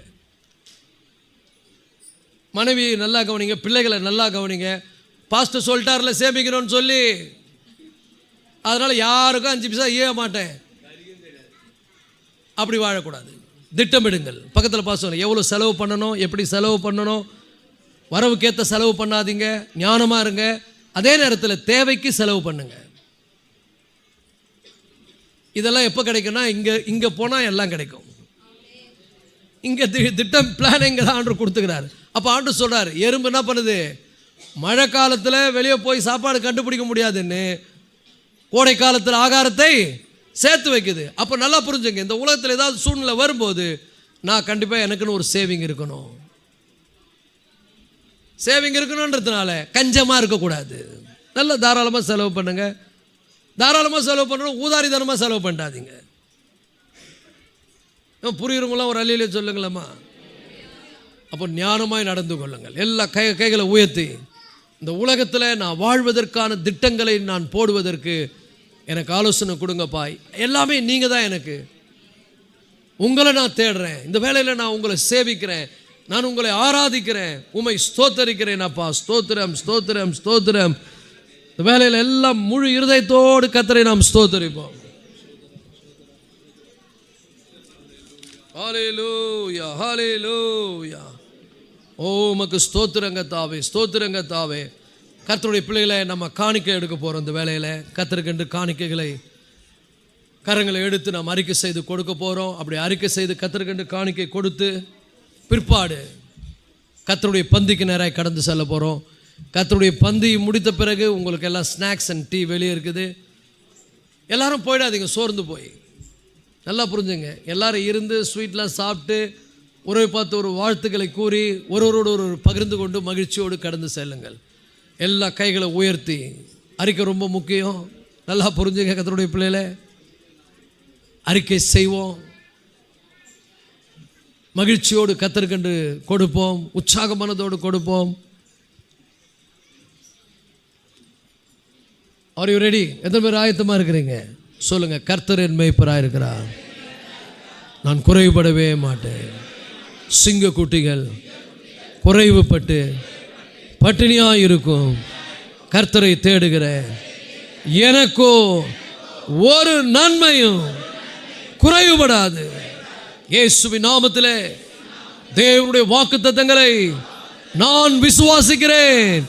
அவர் எனக்கு கேடகமும் மகா பெரிய பலனுமாய் இருக்கிறார். விசுவாசிக்கிறேன், பேசுகிறேன். ஆக ஒரு பாடலை பாடும் பொழுது கர்த்தருக்கென்று காணிக்கை செலுத்தி அப்படியே நம்ம நிற்போம். காணிக்கை செலுத்தின பிறகு கம்யூனியன் கர்த்தருடைய பந்திக்கு நேராக போவோம்.